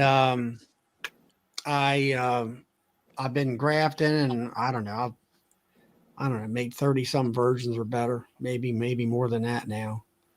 And I'm having a lot of fun with that, and sold some too. And I got, I don't know, 11. I'll have more than that. Mating boxes full. I got 11 mating boxes full of virgins right now. One of them didn't, you know, it's like I said in my last video, every step when it comes to queen rearing, you lose a percentage. And like in the mating box, I went out there where the bees were all gone, the queen was gone. So I had a queen that was left over, that one left over. I filled her back up with bees and dropped her in there, you know. So she'll be a couple of weeks before I can see any results there, hopefully 2 or 3 weeks, depending on the weather conditions. Now, when you were running your, did you do queen cells and drop queen cells into your hives, Ryan, or did you do virgins or what? Yeah, for all my nukes, I think I talked to you about it earlier in the year. So I split real early. I let them draw emergency cells. Then I do my grafting. And then when my grafts are capped, I'll go in and cut all the emergency cells. You make them hopelessly Yeah, make them hopelessly Yeah, queenless. yeah. I just let them raise their own cells to keep the pheromone in there, so they don't, go working later on me. It gives me about 2 extra weeks.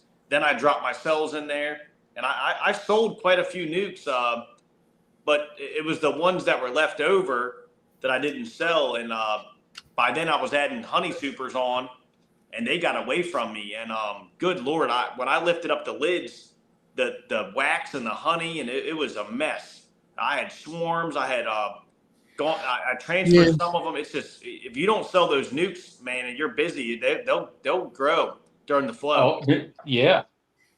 And that was my big thing. The Maryland State Inspector, he was running late this year, so he wasn't able to get around to me in time. I ain't worried about that. You don't have to have it anyway. Yeah, well, if they don't cross state line, yeah. Right. If they cross state line, you should definitely get them. Yeah, you got to have it when you do that. Yeah. Yeah, but yeah, Alan got all tied up, and then when he finally did make it out or whatever, I had honey on the hive, so it was a mess. But Yeah, typically a nuke, I don't consider my nuke ready to go until I got bees boiling up out of them and they're about ready to go to the trees.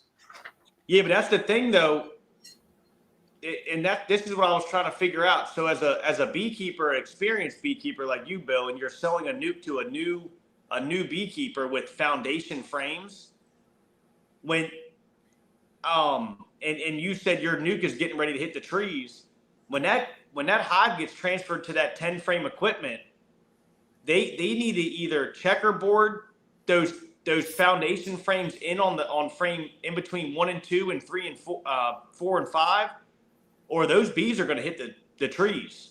Well, what I tell them to do is I'll tell them when they go, they're going to have to put it in the day they get it. And then they take 2 or 3 of the empty frames and put them right in the middle.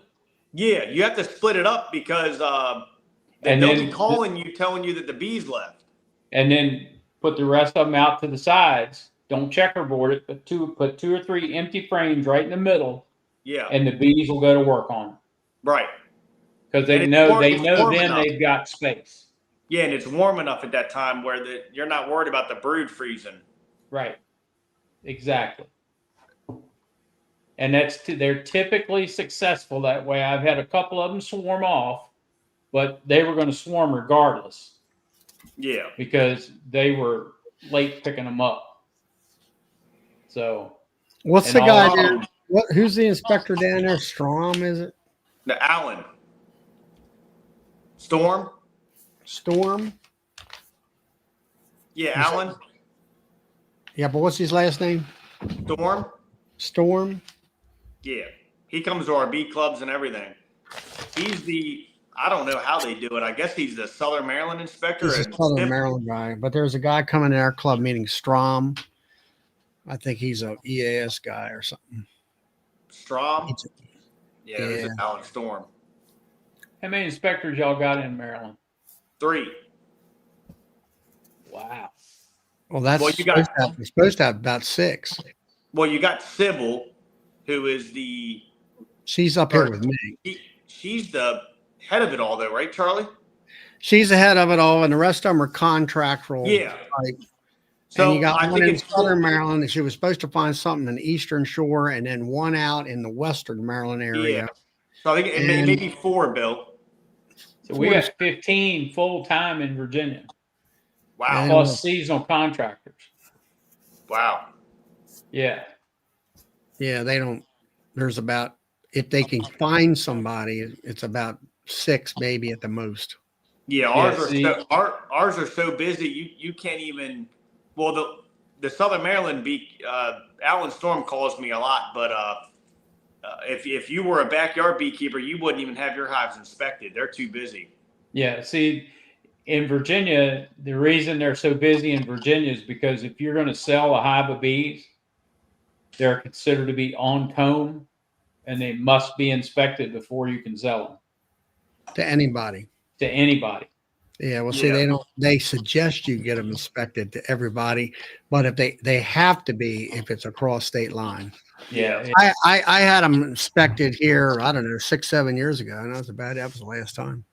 Yeah. And also, Bill, where I don't know about Charlie, but where I live, there's a lot of beekeepers that I know that will not register their colonies. See, we don't have to register them. You don't have to register your colonies in Virginia. But if you're going to sell nukes or sell hives of bees, you have to get them inspected by the state.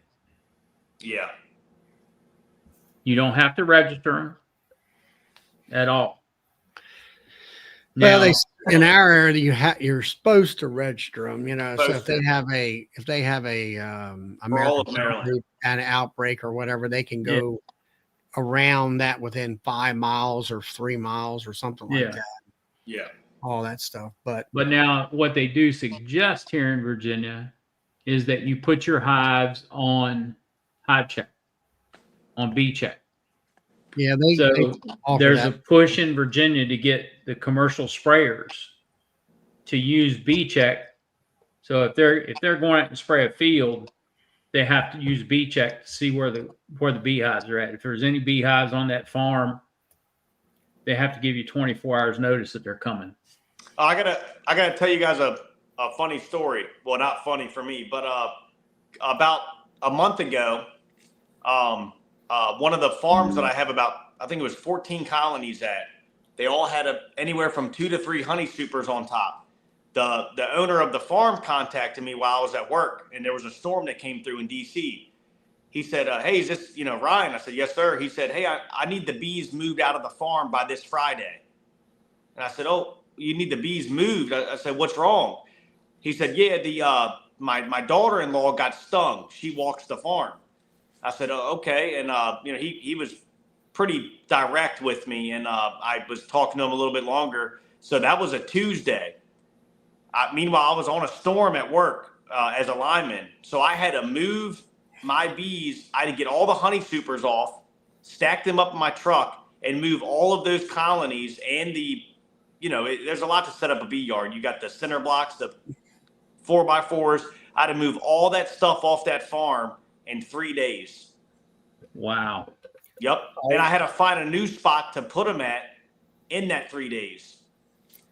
So that's never happened to me ever, keeping bees on other people's properties. But because his daughter-in-law, she was living in the farmhouse, was walking the dirt roads and got stung one time, and they wanted my bees moved. So that was a pain. And I had a neighbor complain to the local mayor, and I got to move. I have 46 colonies down there right now, and I was moving splits in to make 80 splits. And now I got to move all that stuff out. Yep, it happens. Yep. And now the good thing is that's that yard I sent you that picture of, Charlie, right by the creek. Yeah.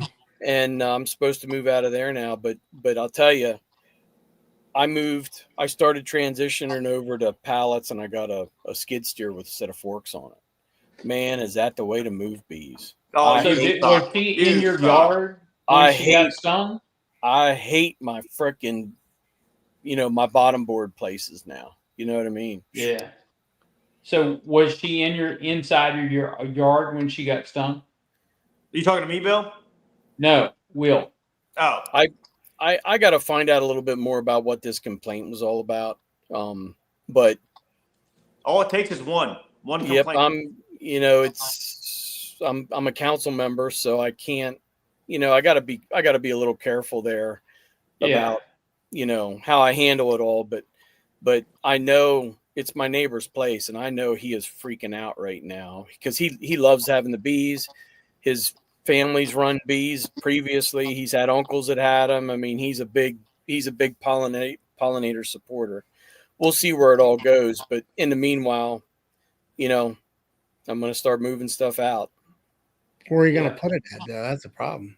Well, I got a couple other yards, but boy, this was convenient for a mating yard and doing my small splits and letting them grow, and then I'd move them out to my bigger yards. But I mean, it was.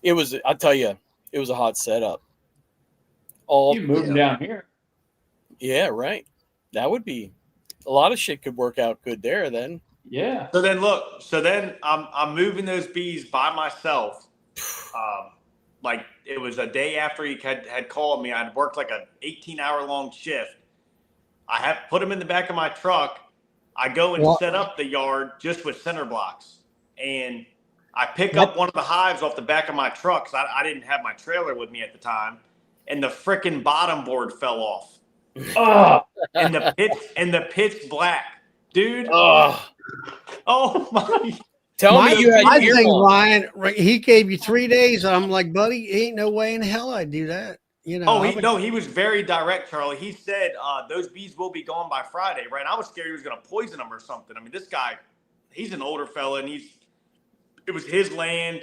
I had the bees there for 2 years, and oh man, when that bottom board fell off of that one hive when I was holding it, and because I'd already took the honey off, but I was just carrying the single 10 frame.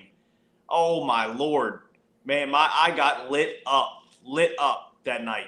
My wrists, my ankles, my legs. It was bad. I don't You know. I got think zero. I'm not laughing at you. I'm laughing with you. Yep. I've done the same thing. But It was bad. I don't know. I think I would have to say, look, dude, you're going to have to give me more than 3 days. Well, it was literally right in the middle of the flow also. And it really screwed me up. And my dad, he was already upset because he had surgery, so he couldn't help me. He can't lift anything. And, he was just feeling bad. It was a rough couple of days, I'll tell you that. But I got everything done and they're all settled in. So, Dude, I've got stuff mating right now. Oh, I ain't moving that. You know what I you mean? can't. yeah, no, you can't. You can't. Nope, I ain't moving that. So Nope. So you say the mayor, somebody got stung, Will, or no, you don't know? I'm not aware of anybody getting stung. There's a lot of politics. Let me just say that. But the mayor told me he had a complaint about the bees, down there where I'm at. So Yeah, anybody with a pool, if they see a dozen bees, they're going to blame it on the beekeeper. I'm telling you. yep. Yeah, I had a guy, one of my mentees, and he had bees on his thing, and the next door neighbor had a pool, and he went down there, and he says, "Where's the bees at?" And there was like 12 bees, Yep, literally 12 freaking bees, a dozen bees. and he was like, "Yeah, so what?" Yeah, You and I mean, we got guys here in PA that could come in and make a big fight out of that, for the pollinators, protect the pollinators. You know what I mean? I'm doing all the recommended good, happy stuff. It's posted with signage. It's set back from property lines. I mean, I'm doing all that stuff. I don't know if I want to sick some of the state guys on them. You know what I mean? Or kind of how I want to play it right now. So. Hey, Well, Bill, I know it's getting I think late, but go ahead, Charlie. I was just thinking with Will, I think I'd have to have a meeting with the governor or whoever it is and say, okay, who's doing the complaining and what's the complaint about? And Yeah, I'd have to have a full explanation of what's going on. Yep. Yeah. Is it even a resident that's complaining, or is it some fisherman that just happened to walk around that doesn't even there you go. You know what I mean? That's my fishing hole. You can't have it there. Yep. Yep. Bill, I know it's getting kind of late, but one more subject. Has anyone of you all made creamed honey? And what's a good way to do small batch creamed honey? You want to talk to Brian at Flower Street Honey in Colorado? Okay. Brian at Flower Street. I'm in contact with him. He's the king of small batch creamed honey. Okay. All right. I'm in contact with him. So either that or Carl 2B Brats. Yeah. Okay. Because he's either one of them. The 2 events I've been to, I only sell liquid honey, and they're asking me for flavored creamed honey. So I'm going to get you that. can't do flavored in the state of Maryland. Why? Because you don't have a commercial kitchen. And it's not inspected. Well, you got to have in Maryland, you got to be in a commercial inspected kitchen in order to put flavoring in. Now you can make creamed honey as long as it's straight creamed honey in Maryland, and you can sell it. Yeah, but could he go to an inspected kitchen? Yep. Take his 5-gallon bucket of honey, set it up, and do it there. As long as he has a lease, he can do that. I don't know what that, as far as in Maryland, how all that works out, but you can do creamed honey. But when you add something to it, I don't know all the parameters about that. You're really Yeah. getting into And health. if more than 50% of your honey sales are wholesale to a retail outlet, you have to have an FDA manufacturing license. You know, I don't know. So I don't know. I do know that as far as Maryland, Ryan, you can't. You have to have inspection, commercial kitchen, and all that stuff if you want to add flavors. Yep. so if I get 100% pure ground cinnamon and use that with my liquid honey and my seed creamed honey, I cannot sell that at an event. Nope. Not in Maryland, not in Virginia. Period. It's got to be done in an inspected facility. Wow. There's something good for you, Will, right there. Odell Smith. Oh yeah. This is all handshake, word of mouth, and the neighbor where I have these, he's fighting. He wants them to stay. You know what I mean? So it's not a neighbor telling me to move it. It's it's the local mayor who supposedly had a complaint. Well, I'd have to have, who it was and everything else and documentation in writing.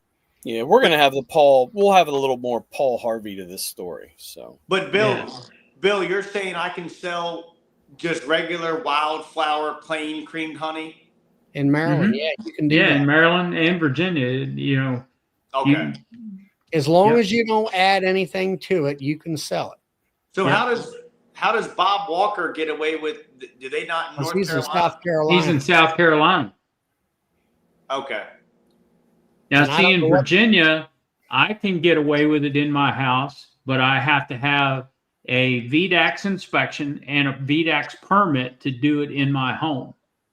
Yeah, which means you have to have hot water, cold water, clean kitchen, all that. Well, yeah, and I mean, when I go out to the outhouse and I can't go out to the outhouse anymore, I got to install plumbing in the house. Yeah. Well, it's like in Pennsylvania, a friend of mine, he's up here in Delta, PA, right over the line. Anyway, he's wholesaling his honey, and he's at the local peach orchard or whatever it is. And he never got any licensure type, permitty things, He finally got caught, and this past year, and he had to fill out about 15 pages of crap. And then they finally came there, and then, do you have a dog in the house or a cat or whatever? Yeah, we do have a dog, but they're not allowed. This is in the basement. He's got a finished basement, and he has a room, a honey room, where he uncaps, has his spinner, he has his bottling tank and everything right there. And it's all enclosed, and it's mostly all stainless stuff. And they were impressed the fact that they had that indoor honey house type of thing, and everything went fine for them, Yeah. and all that stuff. But Maryland's pretty loose when it comes to selling all that kind of stuff. Yeah. See, now Virginia, I can sell up to 2,500 pounds without getting inspected. Once I get 2,501 pounds, I have to be inspected by the state. And I have to have the FDA manufacturing license because it's more than 2,500 pounds of honey. Well, that's why you always sell 2,499 pounds. There you go. But I'm lucky because my store used to be a deli. There's a full commercial kitchen in my store. So I can just drive up to your place and make my honey. All I have to do is get it re-inspected and get it passed. That way I get my honey license, my kitchen to be inspected, but you have to have a certificate from the state of Virginia that says you can bottle honey in the state of Virginia. Wow. Well, there goes that. Like we're talking, it's not to extract. It's to bottle. It's the bottle. It's to bottle it or cream it. Yeah.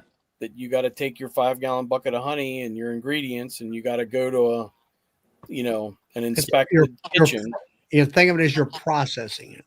Yes. And And there was a guy. anytime you adulterate honey, and that means anytime you put flavoring in it, you've adulterated the honey. That's where they get you. Okay. I And know your there's recipe for that mix in Virginia, you have to send it to Virginia Tech, and they test it and approve it before you can sell it. And then up in Pennsylvania, I know one guy was on another chat and he had to send it to a laboratory in South Carolina to make sure about the moisture content. And they were like, why? You're using powdered cinnamon or whatever. And Yep. the moisture content of the honey is below whatever. And it's like, it just doesn't make sense. And the bee inspector came to his little, stop by the road stand. And she tested the moisture and she was ecstatic. Oh, it's only 17% or something like that. And then he's looking at it like, yeah, lady. It's like you are being schooled in the food service program. You don't have a clue when it comes to honey, because that's not something that every restaurant does or anybody does in the great numbers. Yeah. And they don't know. They don't have, from what he was told me, they have no clue of what all that was about. Right. Ain't government overreach great? But still, they're going to make me get serve safe manager. They're going to make me go to a processing school. And the processing school is to process vegetables and meats. There And you I go. have to have Nothing that about honey. certification per the FDA. There you go. You got processing of something that you're not even doing, Right. but they want that piece of paper. Yep. They I got want to have that piece of paper hanging on the wall so the They want inspector you can gotta- see it. Yeah, because they don't know what they're doing anyway. Yep. But the good thing is the VDAX inspector in this area, she inspects all the commercial honey houses in this area that distribute honey. And there's a lot of them here in the valley. So she knows what she's looking at. You can't pull the wool over her eyes. How much honey do you have to produce to have a honey house? 100 pounds, 10 pounds, whatever you produce, wherever you extract, that's your honey house. Yeah, you have one now. Yeah, you got Wherever one you're- extractor wherever sitting you're right there behind unpacking. you. From That's in wherever his you're extracting. garage. Here's Brian. Well, it's almost 10:30, gentlemen. So I'm going to end the chat. Y'all just hang out and we'll talk a little bit more in the green room. So thank you everybody for coming out and listening to Brad from Hive Alive. It was a great show tonight. If you enjoyed it, please hit the like button and the subscribe button if you haven't already. It helps us all out in the long run. And I get to hang around a little bit longer if you do. So you guys have a great week. We'll see you Friday night on Charlie's Chat. And be safe.